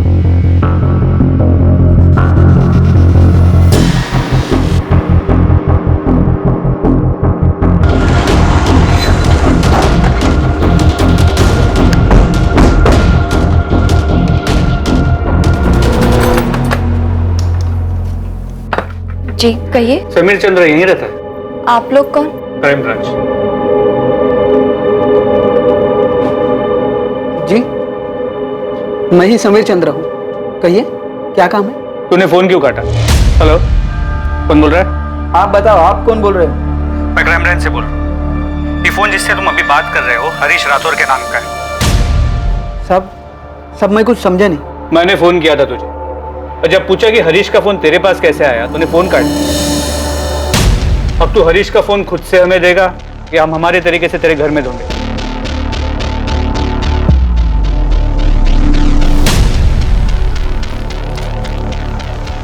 हाँ, ये हरीश भैया का ही फोन है, लेकिन आपके पास कहाँ से आया? ये फोन हमें समीर चंद्र नाम के एक आदमी के पास से मिला है, किसी फैक्ट्री में ड्रिल ऑपरेटर है। मैम, लेकिन उस आदमी के पास हरीश भैया का फोन कहाँ से आया? पूछताछ शुरू की है, जल्दी पता चल जाएगा। बलराम जी, आपने समीर चंद्रा का नाम कभी नहीं सुना? नहीं, पर आप ये कैसे कह रहे हैं कि मनीषा सब सच बोल रही है? ये कैसा लाई डिटेक्टर टेस्ट है आपका? देखिए बलराम जी, जरूरी नहीं कि टेस्ट में जो आए वो सही हो, लेकिन ये भी सच है कि रिपोर्ट्स के हिसाब से मनीषा और रुपेश दोनों झूठ नहीं बोल रहे। हम इस समीर चंद्रा से पूछताछ कर रहे हैं, हो सकता है इसका हरीश के गायब होने में कोई हाथ हो। अब मनीषा झूठ बोल रही है, बहुत चालाक है वो। जिस दिन मेरा बेटा गायब हुआ, उसके चेहरे पे जरा सा भी दुख नहीं था, जरा सा भी शिकन नहीं थी, जैसे उसका पति नहीं कोई ऐरा गहरा हो।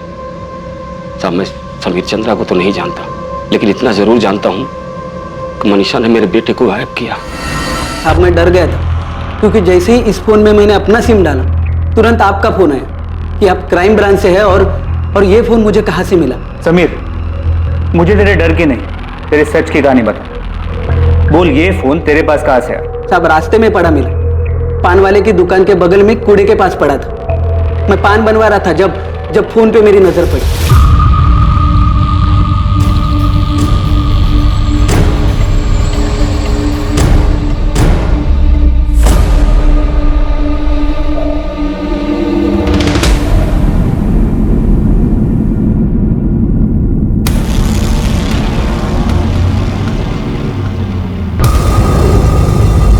मैंने फोन उठाया और घर चला गया। तो बिना मार खाए नहीं बोलेगा ना? फोन रास्ते पे पड़ा हुआ मिला, तूने उठा लिया, बेवकूफ समझ रखा है। साहब मैं सच बोल रहा हूँ, मुझे रास्ते में पड़ा मिला था। सर तब से झूठी कहानी सुना रहे। देख, इससे पहले कि हम तुझसे अपने तरीके से सच बुलवाएं तो खुद ही बोल दे, तूने ही जबलपुर के रुपेश तिवारी के साथ मिलकर मारा ना हरीश राठौर को? मारा? मैंने किसको मारा साहब? और मैं जानता तक नहीं ये हरीश राठौर कौन है। अगर तू इतना ही मासूम है तो मेरा फोन क्यों कट किया और उसके बाद फोन स्विच ऑफ क्यों कर दिया? इतने दिनों बाद मोबाइल में सिम डाला और पहला ही फोन आपका आया तो मैं डर गया था साहब। साला ये क्या मामला है, कहीं मैं फंसना चाहता। तो चुका है, हरीश को गायब हुए 2.5 महीने बीत चुके हैं। इतने दिनों से तेरे पास फोन था, तूने अब जाके चालू किया? साहब मैं गरीब आदमी हूं, एक फैक्ट्री में ड्रिलिंग का काम करता हूं। मैं क्या किसी को मारूंगा साहब? मैडम मेरे पति किसी को नहीं मार सकते, सच में उन्हें फोन पड़ा हुआ मिला था। अच्छा, रास्ते पे पड़ा मिला था। रास्ते में कोई चीज मिलेगी तो अपना समझ के रख लेगा, जिसका उसे देने की कोशिश नहीं करेगा वो। मैडम गलती हो गई, सीधे साधे लोग हैं हम, उन्होंने ऐसा कुछ नहीं किया। बल्कि आपका फोन आने के बाद वो इतना डर गए थे कि फोन फेंकने वाले थे। मैंने सोचा कभी आप लोग मुझे ढूंढते हुए आए तो मैं आपको सब सच बोल दूंगा, इसलिए फोन नहीं फेंका, अपने ही पास रखा। मैडम अगर उन्होंने मर्डर किया होता या कोई गलत काम किया होता तो हम लोग अब तक यहाँ रुकते, भाग गए होते। कपिल इसे छोड़ना मत, बिठा के रखो, पूरी हिस्ट्री निकालो इसकी, पैदा होने से लेकर अब तक की। 2.5 महीने फोन संभाल के रखा है इसने, पूरी पॉसिबिलिटी के हरीश के गायब होने में और उसके मर्डर में इसी का हाथ हो। हाँ मम्मी, अमित गए थे पुलिस स्टेशन, आकर बताया कि मनीषा और रुपेश सच बोल रहे थे। तो बेटा वो जो टेस्ट बोल रहे थे उसमें उनको ज्यादा कुछ नहीं बताया मम्मी, बस इतना बताया कि उस टेस्ट में मनीषा के खिलाफ कुछ नहीं मिला है। पर अभी भी ये नहीं पता चला है कि हरीश कहाँ गया, क्या हुआ उसके साथ। बस बता रहे थे कि क्राइम ब्रांच वाले ने किसी आदमी को पकड़ा है जिसके पास हरीश का फोन मिला है, उसी से पूछताछ कर रहे हैं सब।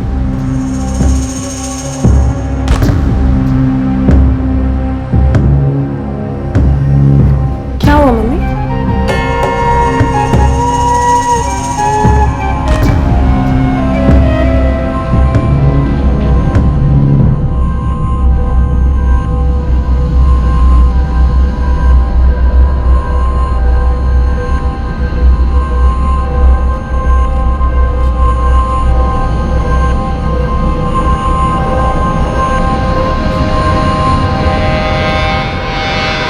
नहीं, कभी नहीं मिला इससे और न कभी देखा। हम नहीं जानते सर समीर चंद्रा को, और ना कभी हरीश भैया के मुंह से इसका नाम सुना। अगर इसने हरीश को मारा तो क्यों मारा? क्या दुश्मनी थी मेरे बेटे से? बलराम जी, इसने कुछ किया है या नहीं अभी कह नहीं सकते, फिलहाल इसके बारे में पूछताछ जारी है। सर हम हरीश के दोस्त अरशद और योगेश को भी बुलाकर समीर की पहचान करवा रहे हैं।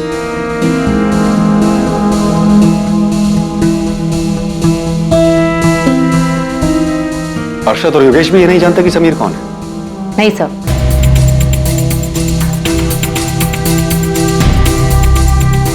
मजदूर आदमी है सब, कोई क्रिमिनल हिस्ट्री भी नहीं है समीर की, दूर दूर तक कोई हिस्ट्री शीटर से जान पहचान भी नहीं है। मतलब ये पॉसिबल है कि उसे हरीश का फोन सड़क पे पड़ा हुआ मिला? ऐसा ही लग रहा है साहब, गरीब आदमी है, लालच में फोन रख लिया होगा। हमसे इस मामले में कहां चूक हो रही है? सारी मेहनत बेकार जा रही है। पहले ही रुपेश तिवारी वाला एंगल सामने आया, लगा केस क्रैक हो गया है, और कुछ नहीं मिला। और ये समीर के मामले में भी सब कुछ डेड एंड पे जाके खत्म हो रहा है। मुझे नहीं लगा था कि लाई डिटेक्टर टेस्ट कराने का कोई फायदा नहीं होगा, पर अब भी मुझे यही लगता है कि मनीषा और रुपेश ने ही हरीश को मारा है। हम गलत नहीं थे सर। हमने उन्हें इतने सारे सवालों में उलझाया था, फिर कैसे? कपिल, अब उस पर एनालिसिस करने का कोई फायदा नहीं। हमें यह सोचना होगा कि कौन से तरीके से आगे बढ़ा जाए ताकि उनके खिलाफ हमें कोई सबूत मिल सके, कोई सुराग मिल सके। हमें उन दोनों पर नजर रखनी चाहिए, क्योंकि मर्डर के बाद का भी तो कोई प्लान होगा उनका। जाहिर है ये दोनों जितने शातिर हैं, इन्होंने सोचा ही होगा कि पुलिस आएगी, छानबीन करेगी, तो कुछ टाइम तक शांत रहना पड़ेगा, उसके बाद हम अपने प्लान को आगे बढ़ाएंगे। रुपेश तिवारी पर निगरानी अब भी जारी थी उसकी हर गतिविधि पर क्राइम ब्रांच की नजर थी। रुपेश और मनीषा अब भी पार्क में लगातार मिल रहे थे। रुपेश और मनीषा पर अब निगरानी रखने का मकसद यह पता करना था कि अगर उन दोनों ने हरीश को मारा है तो कैसे और हरीश की लाश कहां थी। इसके साथ ही इंतजार था इस बात का कि वो कब और कैसे अपने रिश्ते को एक कदम आगे बढ़ाते हैं। पर पार्क में रोज मिलने, हंसी मजाक करने के अलावा मनीषा और रुपेश में से कोई भी कदम आगे नहीं बढ़ा रहा था।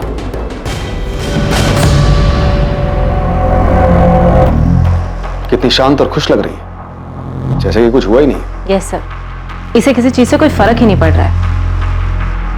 आज तक के करियर में इतने शातिर क्रिमिनल्स को तोड़ा है, इसे क्यों नहीं तोड़ पा रहे हम? सर, ताज्जुब की बात तो यह है कि बिना किसी कांटेक्ट के, बिना किसी बातचीत के ये दोनों इतना बड़ा कांड कर कैसे पाए, वो भी इतनी सफाई से कि आज तक हमें हरीश का नामो निशान तक नहीं मिला। सर, मनीषा और रुपेश का मेल मिलाप अब भी जारी है, बल्कि मेल मिलाप के साथ साथ सैर सपाटा भी शुरू हो गया। कभी होटल, कभी नर्मदा में बोटिंग के लिए भी जाने लगे। इसके अलावा और कुछ पता चला? हरीश की बॉडी कहां दफनाई है या जलाई है? नहीं सर, मनीषा और रुपेश का सारा कच्चा चिट्टा खोल दिया, लेकिन रत्ती भर भी खबर नहीं लगी कि हरीश को कहाँ गायब किया, कैसे मारा, उसकी बॉडी को कहाँ और कैसे ठिकाने लगा। कहीं हम गलत ट्रैक पे तो नहीं जा रहे कपिल? ये मनीषा और रुपेश के चक्कर में कोई और मोटिव, कोई और कल्प्रिट छूट तो नहीं रहा हमसे?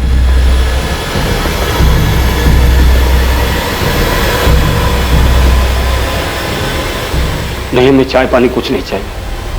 हम तो बस इतना जानना चाहते हैं, इतना पूछना चाहते हैं मनीषा से कि आखिर हरीश की क्या गलती थी। बलराम जी, आप हमारे समधी हैं, इसलिए प्यार से और तमीज से बात कर रहा हूँ।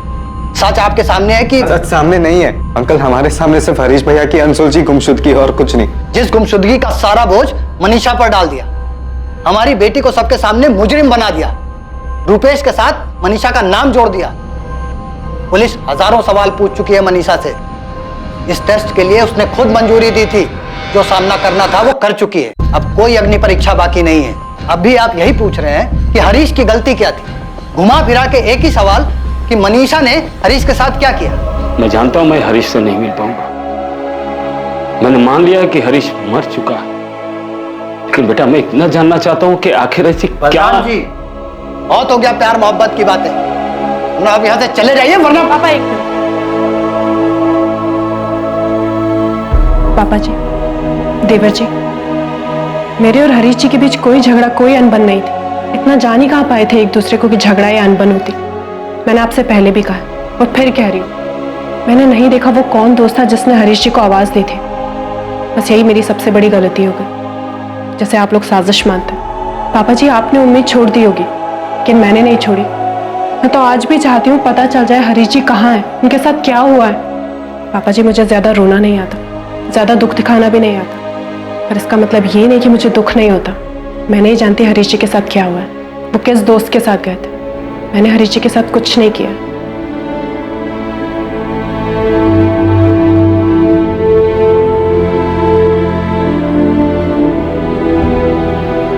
साहब, हम 4 दिनों से यहाँ चक्कर काट रहे हैं पर आप मिल ही नहीं रहे हैं। सर, आपने हरीश भैया को ढूंढना बंद कर दिया है क्या?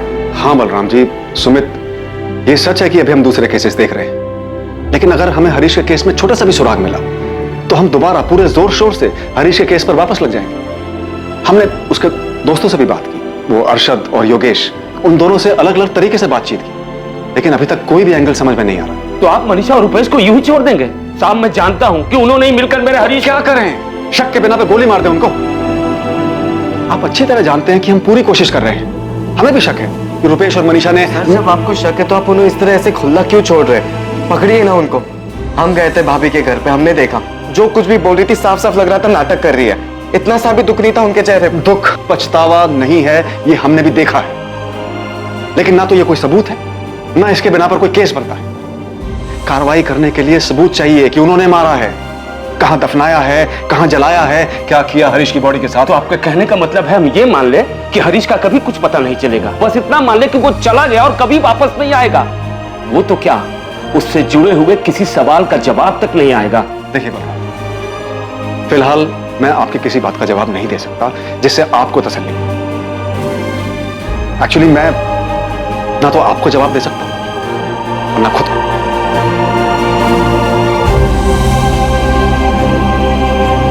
हरीश मिसिंग केस में क्राइम ब्रांच भी कोई हल नहीं खोज पाई। कोई क्लोजर नहीं दे पाई। वो केस जो शायद लापता होने के साथ साथ हत्या का भी केस था। हरीश को गायब हुए महीनों सालों बीत गए, लेकिन हालात जैसे के तैसे बने रहे। हम हमेशा कहते हैं कि क्राइम नेवर पेज, पर क्या इस केस में यह धारणा गलत साबित होने वाली थी? हालात तो कुछ ऐसे ही दिख रहे थे, पर आखिरकार असली गुनहगार कौन था?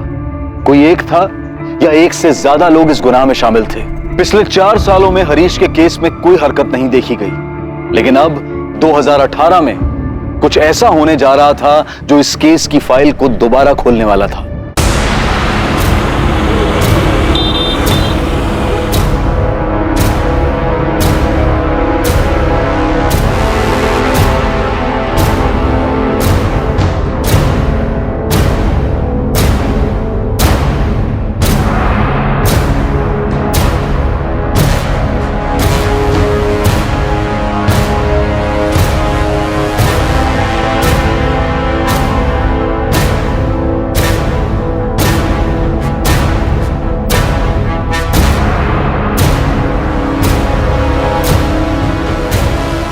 फिर जो मुझे सच बता दे, शूटआउट में तेरे साथ और कौन कौन था? देख, मैं वादा करता हूँ तेरी बेल का इंतजाम कर। खाली बेल नहीं साहब, आपको मुझे अंडरग्राउंड भी करवाना पड़ेगा, क्योंकि इसके बाद वो लोग हाथ धोकर मेरे पीछे पड़ जाएंगे। सर एक मिनट सर, वो हरीश राठौर मिसिंग केस याद है आप? उसे कैसे भूल सकता हूँ? 4 साल से एक आदमी गायब है, आज तक उसका पता नहीं चला। सर उसी केस के सिलसिले में जबलपुर से हमारे खबरी पंकज का फोन है। कुछ हुआ है क्या वहाँ? जी सर, हरीश की बीवी मनीषा घर छोड़ के भाग गई। पंकज लाइन पे।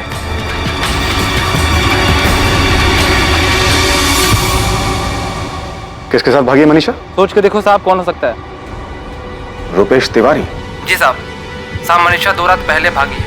कल रात से रुपेश भी गायब है। मनीषा की फैमिली बहुत परेशान थी। फिर जब रुपेश भी गायब हुआ तो उन्होंने रुपेश पर मनीषा की किडनैपिंग का केस कर दिया। रुपेश का फोन नहीं लग रहा है, इसका मतलब ये थोड़ी है कि मनीषा को लेके भाग गया है। भागा नहीं है तो कहाँ गया है वो? उसके पार्टनर अरविंद को भी नहीं पता है कहाँ है वो। तुम्हें पहले से ही पता था ना क्या चल रहा है? 2 रात पहले मनीषा बिना बताए निकल गई, कल रात रुपेश निकल गया। अरे तुम्हारी बेटी है, तुम्हें नहीं पता है कि वो कहाँ गई है? तो इसमें मेरी और मेरे बेटे की गलती है। मेरा बेटा अपने काम से गया होगा और मैं नहीं मानती कि वो मनीषा को लेके भागा है। मनीषा और रुपेश की खबर मिलते ही भोपाल क्राइम ब्रांच की टीम फौरन जबलपुर के लिए निकल पड़ी। ऐसा लग रहा था मानो जो केस बिना हल हुए 4 सालों से फाइल में दबा हुआ था, वो आखिरकार फिर खुलने जा रहा था। कपिल, ये वो केस है जो इतने सालों तक मुझे परेशान करता रहा, जिसे मैं कभी भूल नहीं पाया। ये जानते हुए भी कि हरीश का मर्डर मनीषा और रुपेश ने किया है, हम इसे कभी सॉल्व नहीं कर पाए। पापा, मम्मी, क्राइम ब्रांच से खबर आई है, मनीषा और रुपेश तिवारी जबलपुर से भाग गए। और उसके माँ बाप अब भी यही बोलेंगे कि उन दोनों के बीच में कुछ था ही नहीं। क्राइम ब्रांच की एक टीम गई है जबलपुर में। वो कह रहे कि मनीषा भाभी के घर वालों ने केस किया है रुपेश के खिलाफ किडनैपिंग का। ठीक है पापा, मनीषा ने कंचन दीदी को भी फोन नहीं किया। मनीषा सचमुच हमें बेवकूफ तो नहीं बना रही ना? उसने और रुपेश ने मिलके ही हरीश को मारा। रुपेश का फोन बंद है, हमने उसके फोन को सर्विलेंस पे डाला। बाकी कल सुबह तक उसके फोन रिकॉर्ड और मोबाइल लोकेशन के बारे में पता चल जाएगा। मनीषा के पास तो फोन है नहीं। आपसे भी यही कहा होगा उसके माँ बाप? जी, मुझे लगता है कि मनीषा और रुपेश शायद इसी इंतजार में थे कि हरीश का केस ठंडा पड़ जाए, बंद हो जाए, ताकि ये लोग अपना अगला कदम उठा सकें। प्लीज, हमें किसी भी हाल में इन तक पहुंचना है। एक बार ये हमारे हाथ लग जाए तो इस बार इनसे सच बुलवाएंगे नहीं, बल्कि हलक में हाथ डालकर निकालेंगे। अब तो पुलिस क्या, मैं भी यही कहूंगी कि मनीषा ने कुछ गलत किया हरीश के साथ। हमें इतनी जल्दबाजी नहीं दिखानी चाहिए, पहले हमें मनीषा और रुपेश को ढूंढना चाहिए। मैं तो अब भी यकीन नहीं कर पा रहा हूँ कि मनीषा ऐसा कुछ कर सकती है। अगर उसे हरीश से शादी नहीं करनी थी तो उसे पहले ही बोलना चाहिए था, पहले ही रुपेश के बारे में बता देती। मुझे लगता है मामला कुछ और है। क्या मामला हो सकता है, आप ही बताइए। पहले मनीषा भाग जाती है, उसके अगले दिन रुपेश गायब हो जाता है। क्या मामला हो सकता है, बताइए। इस केस ने कई झटके दिए थे और अब जो झटका लगने वाला था वो किसी की भी सोच से परे था। मनीषा घर से भागी, फिर रुपेश भी गायब हो गया और उसका फोन भी बंद हो गया। सबने फौरन 2 और 2 4 का फॉर्मूला लगाया और मान लिया कि दोनों साथ में भागे हैं। लेकिन यहां 2 और 2 4 नहीं बल्कि 5 साबित होने वाले थे।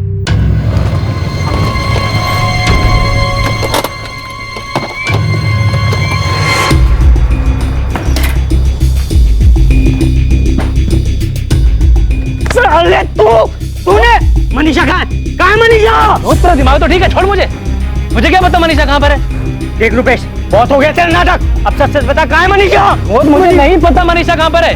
4 दिन पहले भी तुम लोग यही सवाल पूछ रहे थे मुझसे। अरे मुझसे पूछ के भाग गया क्या वो? सर मैं अपने दोस्त से मिलने के लिए इंदौर गया हुआ था, वहां पर भी एक ट्रैवल एजेंसी खोलने के बारे में बात करने के लिए। मेरा फोन पानी में गिर गया था इसीलिए बंद है। आप चाहें तो फोन करके पता कर सकते हैं, फोन अभी भी बंद है। सर फोन तो क्या, मेरा तो सिम भी खराब हो गया, नए सिम के लिए कंपनी में रिक्वेस्ट दी हुई। रुपेश, इस बार तेरा कोई झूठ नहीं चलेगा, समझा? या तो तू सच बोलेगा या फिर डंडे खाएगा। सर आपको डंडा मारना है, जो करना है कीजिए, और मैं फिर भी यही कहूंगा कि मनीषा मेरे साथ नहीं भागी। सर मनीषा और मेरे बीच में ना तो कभी कोई ऐसा रिश्ता था और ना ही है। इतने साल बाद आप अभी भी इस बात पर क्यों अटके हुए हैं? मनीषा और मैं बस अच्छे दोस्त थे सर, और कुछ नहीं। मेरा दिमाग खराब है कि मैं मनीषा के साथ भागूंगा और हरीश के केस का फंदा अपने गले में डालूंगा। मनीषा कहाँ है? फिर वही बात है सर, मुझे नहीं पता मनीषा कहाँ है। मुझे समझ में नहीं आ रहा कि आप बिना वजह हर बार मुझे क्यों घसीटे जा रहे हैं। तो मनीषा तेरे साथ नहीं भागी? नहीं सर, अगर मेरे साथ भागी होती तो मैं वापस क्यों आता आपके डंडे खाने के लिए? सर उस रुपेश का वापस आना उसकी एक चाल भी हो सकती है, आई मीन दोनों की। अगर चाल है भी कपिल, तो मनीषा को किसी भी हाल में ढूंढ निकालना होगा। पता करना होगा कि ये दोनों क्या खेल खेल रहे हैं। मनीषा के पिताजी का फोन आया था, वो घर वापस आ गई। What? हाँ, वो घर किसी आदमी के साथ वापस आई और कह रही है कि उसने उससे शादी कर ली। मनीषा ने किसी और के साथ शादी कर ली? हाँ, कोई उमेश भदौरिया नाम के आदमी से। नमस्ते। मम्मी, पापा, मैंने उमेश से शादी कर लिया। हमने परसों ही शादी की है। मैं आपको यहाँ सिर्फ इतना बताने आई हूँ कि अब मेरी शादी हो गई और मैं उमेश के साथ दमोह में रहूंगी।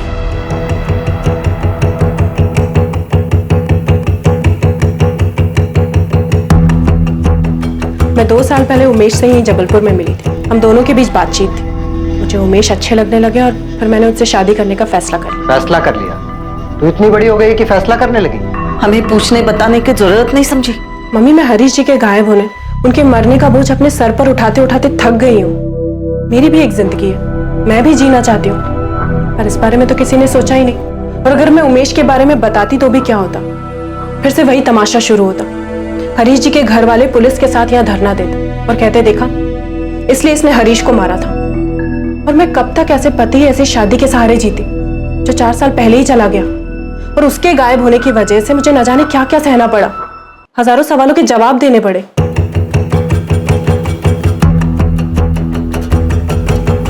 पापा, भोपाल से क्राइम ब्रांच वाले आए, आपसे बात करना चाहते। 1 मिनट, आज उनसे पापा नहीं, मैं बात करूंगी।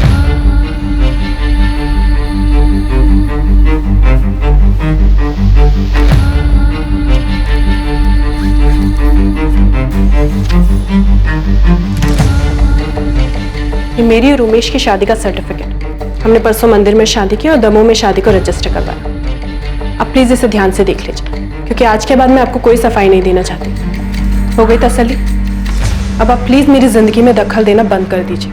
अगर अभी भी आपको ये लगता है कि मैंने हरीश जी के साथ कुछ किया तो जाइए, पहले उन्हें ढूंढ कर लाइए, उसके बाद इल्जाम लगाइए। आप लोगों को मेरे और उमेश के पीछे जितने लोग लगाने लगाइए, जो पता करवाना है पता करवाइए, हमें उससे कोई दिक्कत नहीं है। तुम उमेश से कब और कहाँ मिली? और जब आपके किसी भी सवाल का जवाब देने की कोई जरूरत नहीं है। मेरी जिंदगी का हर रिश्ता, हर फैसला, हर इंसान आपकी कार्रवाई के दायरे में नहीं आता। आपका काम हरीश जी का पता लगाना है, आप जाइए और उनका पता लगाइए। मैं उमेश के साथ दमोह जा रही हूँ। मैं अपनी फैमिली को यहाँ सिर्फ इतना बताने आई थी कि मैंने अपनी मर्जी से शादी की, ताकि उन्होंने पुलिस में जो भी कंप्लेन दी हो वो वापस ले ले, क्योंकि अब उसका कोई मतलब नहीं बनता। चलो उमेश।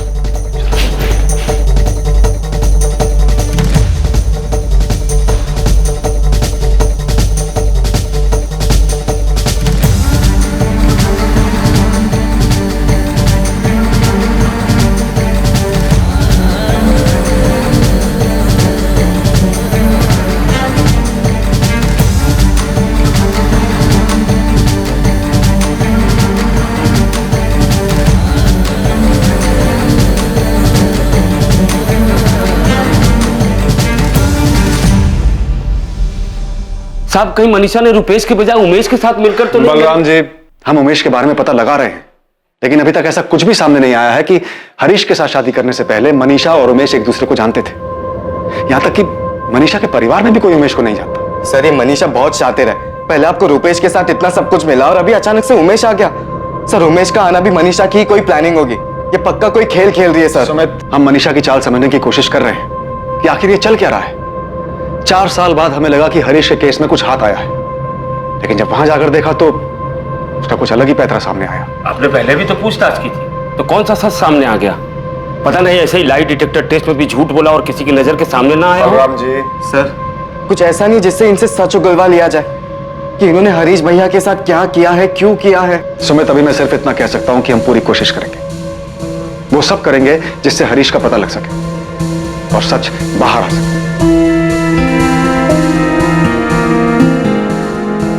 मनीषा की जिंदगी में एक नया किरदार आया, उमेश भदौरिया।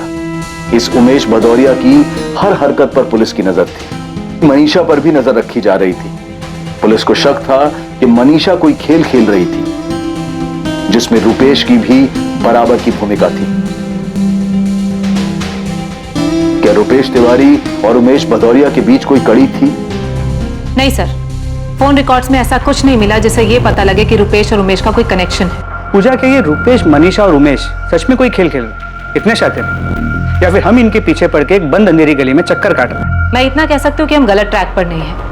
मनीषा ने हरीश को मारा है, हम पहले भी ये बात जानते थे और आज भी जानते हैं। बस एक बात समझ नहीं आ रही कि उनका सच सामने कैसे लाए। हमने उनका लाई डिटेक्टर टेस्ट करवाया था जिसमें उन्होंने साफ झूठ बोला। एक बार ब्रेन मैपिंग टेस्ट करवाया क्या पता उसमें कुछ सामने आ जाए। कपिल, तुम्हें लगता है जो लाई डिटेक्टर टेस्ट में इतनी आसानी से झूठ बोलकर निकल गए वो ब्रेन मैपिंग टेस्ट में फंस जाएंगे? फंस भी सकते हैं। 4 साल से एक खेल खेल, एक झूठ को जी रहे, क्या पता सच सामने आ ही जाए। सब पॉसिबल है कि सवालों के जवाब में एक तैयार किया और झूठ जो सच बनकर सामने आए, लेकिन ब्रेन मैपिंग में तो कोई सवाल ही नहीं होता कि वो तैयारी कर पाए। उसमें तो उनको फोटोग्राफ दिखाई जाएंगी और उनका दिमाग कैसे रिएक्ट कर रहा है वो देखा जाएगा, जिसे वो कंट्रोल नहीं कर सकते। क्या पता इस टेस्ट में वो दोनों डगमगा जाए। हाँ, पॉसिबल है, लेकिन इस टेस्ट के लिए भी तो उनकी मंजूरी लेनी होगी। सर, लाई डिटेक्टर टेस्ट के वक्त दोनों काफी कॉन्फिडेंट थे, पर जाहिर है बच गए तो कॉन्फिडेंस बढ़ा ही होगा। शायद हाँ कर दें, तो उनके इस ओवर कॉन्फिडेंस से हमें कोई लीड मिल जाए। चलो देखते हैं ये लोग इस टेस्ट के लिए तैयार होते हैं या नहीं। ब्रेन मैपिंग टेस्ट एक ऐसा टेस्ट जो अपराधी के दिमाग में छपी जानकारी की जांच करता है और उस जानकारी को बाहर लेकर आता है। कोई अपराधी अपनी बाहरी हरकतों से अपनी जुर्म की कहानी को ढकने या छिपाने में कामयाब हो सकता है, लेकिन उसके दिमाग में छपी उस वारदात को मिटा नहीं सकता। यह एक अपने ही तरीके की तकनीक है जिसमें वारदात की जानकारी को संदिग्ध के दिमाग में छपी जानकारी के साथ मिलाकर देखा जाता है। पर इस टेस्ट को संदिग्ध पर करने के लिए संदिग्ध की मंजूरी अनिवार्य होती है। सर, आप लोग तो मेरी जिंदगी में बेताल की तरह पीठ पर सवार हो गए। आपकी मर्जी का जवाब नहीं दे रहा हूं तो आप तो पीठ से चिपक ही गए। इस बेताल से मुक्ति चाहते हो तो ये अच्छा मौका है तुम्हारे पास, क्योंकि इस टेस्ट के बाद ये केस बंद हो जाएगा तो तुम पर और मनीषा पे से सारा इल्जाम हमेशा के लिए खत्म हो। सर, आप ये बात मान क्यों नहीं लेते हैं कि मेरे और मनीषा के बीच में कुछ भी नहीं है? मैंने हरीश से शादी क्या की, मेरी तो जिंदगी बर्बाद हो गई। जिंदगी तुम्हारी नहीं, हरीश की बर्बाद हुई है मनीषा। 4 साल हो गए, वो कहा है उसकी कोई खबर नहीं है। रुपेश ने आपसे क्या कहा? वो तैयार है? क्यों? रुपेश के इशारों पर हाँ करोगी तुम? करूँ भी तो क्या दिक्कत है? आप लोगों ने तो वैसे भी हम दोनों का रिश्ता बना के रखा है 4 साल से, वो भी मुजरम का, बिना किसी वजह। ठीक है सर, एक बार मनीषा से बात करता हूँ फिर बताता हूँ। कैसे बात करोगे? उमेश के फोन पे या मनीषा के फोन? सर, आप जो चाहो पैतरा लगा दो, और यही सच है कि मेरे और मनीषा के बीच में कुछ भी नहीं है और हरीश को गायब करने या मारने में मेरा कोई हाथ नहीं। तो फिर तो तुम्हें ब्रेन मैपिंग टेस्ट करने के लिए हाँ कर देना चाहिए, क्योंकि इससे हमेशा के लिए साबित हो जाएगा कि तुम्हारा इसमें कोई रोल नहीं।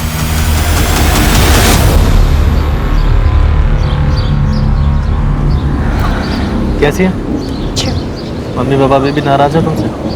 हाँ, यही कहते रहते हैं कि क्या हरकत की है, कौन है ये उमेश, और कई सारी बातें। क्राइम ब्रांच वालों ने ब्रेन मैपिंग टेस्ट को लेकर दिमाग खराब कर रखा है, बहुत परेशान किया हुआ है। हाँ, मुझे भी। क्या कहती है? हाँ कर देना चाहिए। रुपेश, मुझे लगता है कि उन्हें ये भी कर लेने देते, कम से कम तसल्ली तो हो जाएगी और हमारा पीछा करना भी छूट देगा और हमारा भी रोज की मुसीबत से ना पीछा छूट जाएगा।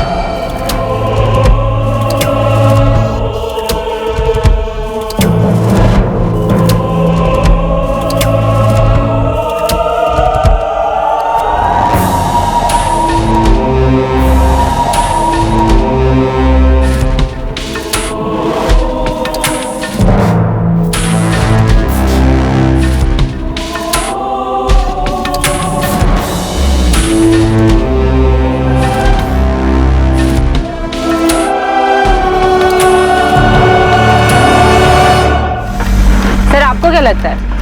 यही कि लाइट डिटेक्टर टेस्ट के बाद वो जितने कॉन्फिडेंट है, इस बार उनका कॉन्फिडेंस फीका पड़ता नजर आया मुझे। सिर्फ मनीषा जब ब्रेन मैपिंग टेस्ट से बाहर निकली तो पहली बार मैंने उसके चेहरे पे थोड़ी टेंशन देखी। रुपेश मनीषा से भी थोड़ा ज्यादा परेशान लगा। लगता है इस बार इनका ये गिल्ट ये केस सॉल्व कर देगा।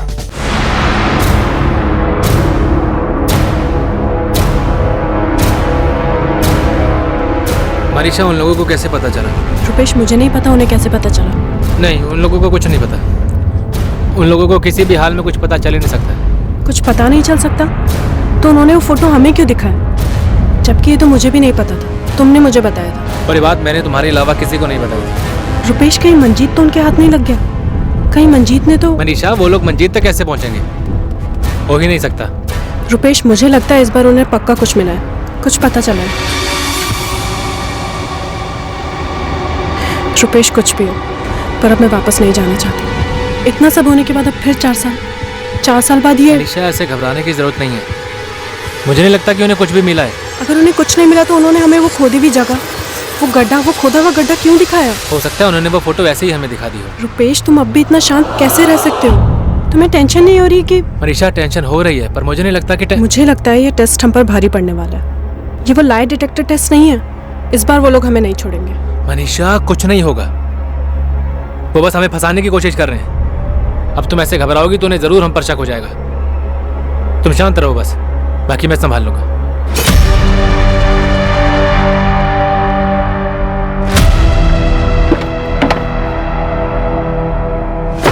हाँ भाई। मंजीत, तेरे प्लॉट पे कोई गया था क्या? नहीं तो। तेरे दिहाड़ी वाले मजदूर की किसी से कोई बात हुई थी? नहीं, ऐसा कुछ भी नहीं हुआ। क्यों? किसी पुलिस वाले ने तुझसे पूछताछ की थी क्या?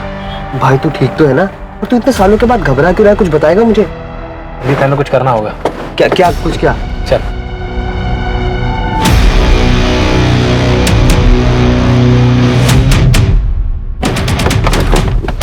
अरे रुपेश, करना क्या है बताएगा? मिसी ऐसे यहाँ नहीं छोड़ सकते। यहाँ नहीं छोड़ सकते मतलब तेरा दिमाग तो ठीक है? हैं? करेगा क्या निकाल करके? निकाल कर डिस्ट्रॉय करना पड़ेगा ताकि उनके हाथ में कुछ भी ना लगे। अरे यार, पता नहीं तू क्या करना चाह रहा है। अरे यार, यहाँ कुछ नहीं आया, कोई खुदाई उदाई कुछ नहीं हुई है। जीत, भावना उठा, खुदाई शुरू कर। जो भी बचा उसे निकाल के खत्म करना है। अरे कंकाल के अलावा कुछ नहीं बचा होगा। जो भी बचा है निकाल के खत्म करना है, उसे शुरू कर।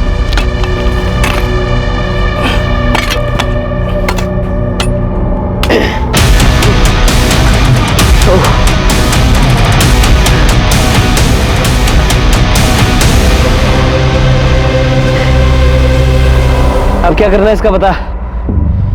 एक काम करते हैं, इसकी हड्डियों को चूरा करके ना कहीं दूर फेंक के आते। गाड़ी में चादर रखी, मैं लेकर आता हूँ।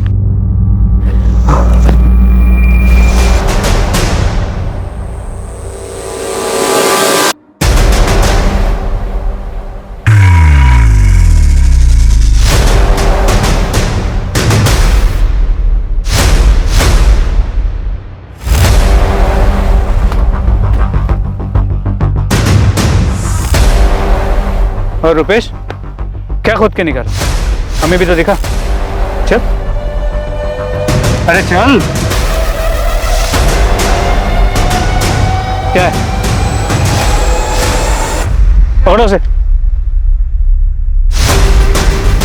15 अप्रैल 2014 को हरीश और मनीषा ने कंचन के घर जाने के लिए रिक्शा लिया ही नहीं था। वो कंचन के घर पैदल गए थे। हरीश!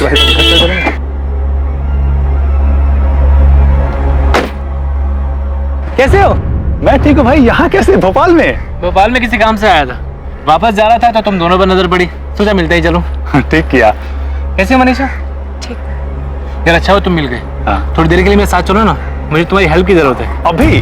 हाँ। तो यार, अभी मैं मनीषा को लेकर के कंचन दीदी के यहाँ छोड़ने जा रहा था और वहां से फिर काम पे भी जाना है। तो एक काम को, तुम शाम को घर पे आ जाओ ना, बैठ के बातें करते हैं हम लोग। यार हरीश, बस आधे घंटे की बात है। एक्चुअली मैं भोपाल में एक नया काम शुरू करने की सोच रहा हूँ। तुम तो यहीं की हो, सही आइडिया दे दोगे। चलो ना, और शाम को वापस जा रहा हूँ तो मिल नहीं पाऊंगा। जल्दी जल्दी बात कर लेंगे। कम। मैं जाऊँ मनीषा? तुम अकेले चले जाओगे और मैं लौटते समय तुम्हें उठा लूंगा। चलो मनीषा, टाइम मिला तो शाम में मिलता हूँ। हाँ, चल बाय बाय। हाँ। अरे बैठे ना प्लीज।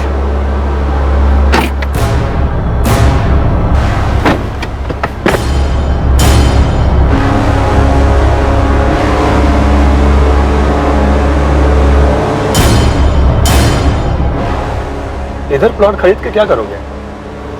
भोपाल शिफ्ट होने का प्लान है क्या? ऐसे ही सोच रहा हूँ, पर एक बार तुम प्लॉट देख लो, उसके बाद बताना कि लेना चाहिए कि नहीं।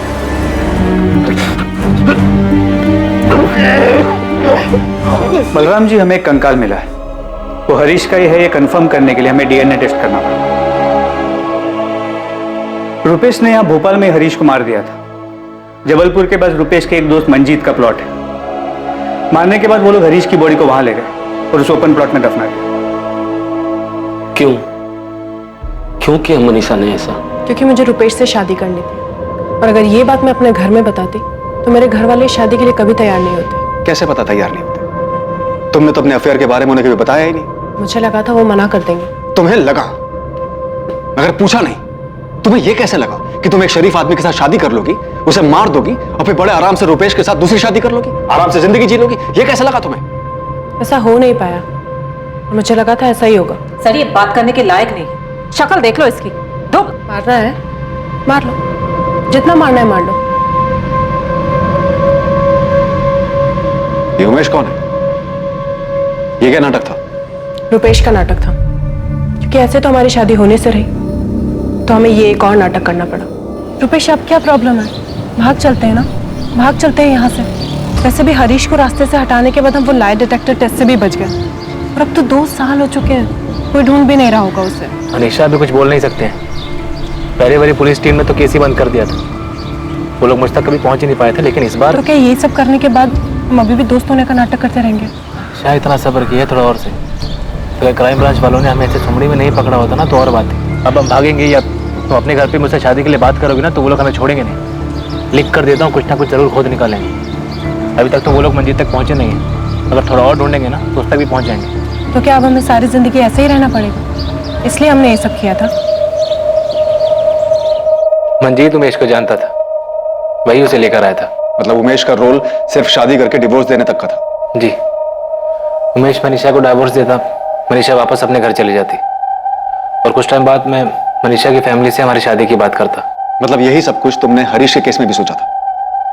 तुम हरीश को मार दोगे, मनीषा अपने घर चली जाएगी, सबको यही लगेगा कि हरीश मनीषा के साथ शादी करके खुश नहीं था, इसलिए सब कुछ छोड़ छाड़ के चला गया, और फिर तुम इसकी फैमिली से अपनी शादी की बात करोगे। यही प्लान था ना?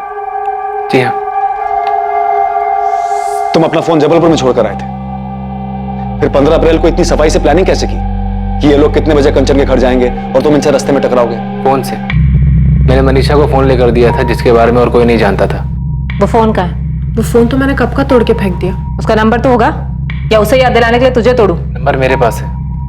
कब से चल रहा था तुम दोनों का affair?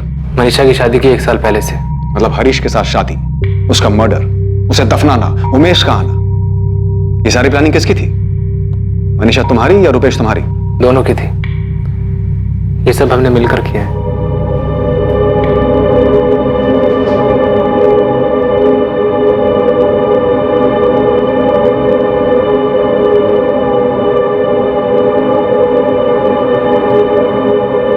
Sir, brain mapping test की रिपोर्ट आ गई। क्या है रिपोर्ट में? फिर से दोनों निर्दोष साबित हुए? नहीं, रिपोर्ट के मुताबिक इस जुर्म में दोनों शामिल हैं। 4 साल बाद हरीश के परिवार और इस केस को क्लोजर मिला, जो बेशक एक दुखद अंत था, जिसका उन्हें अंदेशा पहले ही हो चुका था, पर फिर भी जानना जरूरी था कि आखिर हरीश के साथ क्या और क्यों हुआ था। रुपेश की मां को मनीषा और रुपेश के प्रेम संबंध और उन्होंने साथ में रहने के लिए जो भयानक जुर्म किए थे, उसकी जानकारी ने बेहद सदमा पहुंचाया था। मनीषा के परिवार के लिए भी इस बात पर विश्वास करना बहुत मुश्किल था कि उनकी बेटी अपने स्वार्थ के लिए इस हद तक जा सकती है। ना अच्छा शरीफ आदमी था हरीश, मनीषा ने क्या कर दिया? मनीषा चौहान पर कत्ल के लिए आईपीसी की धारा 302 और कत्ल की साजिश के लिए आईपीसी की धारा 120 के तहत मुकदमा दर्ज किया गया। मनीषा के साथ साथ रुपेश तिवारी और मंजीत धैया पर भी इन्हीं धाराओं के तहत मुकदमा दर्ज हुआ। क्राइम नेवर पेज, ये बात एक बार फिर से साबित हुई, और मनीषा और रुपेश की अभेद साजिश के बावजूद, उनके अपने कड़े रुख से टस से मस न होने के बावजूद उन्हें कुछ नहीं मिला, और आखिरकार 4 साल बाद उनका झूठ सामने आ ही गया। सच को छुपाना झूठ का नकाब लगाए रखना, ये सारी चीजें एक दिमागी रूप से कमजोर, गलत इरादे वाले असुरक्षित इंसान का सहारा होती हैं। पर यह नकाब ज्यादा दिन तक नहीं टिकता और इससे कुछ हासिल नहीं होता, और एक ना एक दिन सच्चाई सामने आ ही जाती है। और सबसे महत्वपूर्ण बात, कैसे कोई इंसान अपनी प्रेम कहानी को पूरा करने के लिए अपना घर बसाने की उम्मीद रख सकता है, जबकि उसके इस प्यार, उसके इस घर की नींव किसी मासूम की लाश पर टिकी हुई हो। अब मैं अनूप सोनी आपसे विदा लेता हूं। देखते रहें क्राइम पेट्रोल सतर्क, सोमवार से शुक्रवार रात 10:30 बजे सिर्फ सोनी टीवी पर। और याद रखें, क्राइम और आपके बीच में सिर्फ इतना फर्क है कि आप कितने सतर्क हैं। सतर्क रहें, सुरक्षित रहें। जय हिंद। क्राइम पेट्रोल्स के और भी दिलचस्प कहानी देखने के लिए हमारे चैनल को सब्सक्राइब करें और बेल आइकॉन दबाना न भूलें।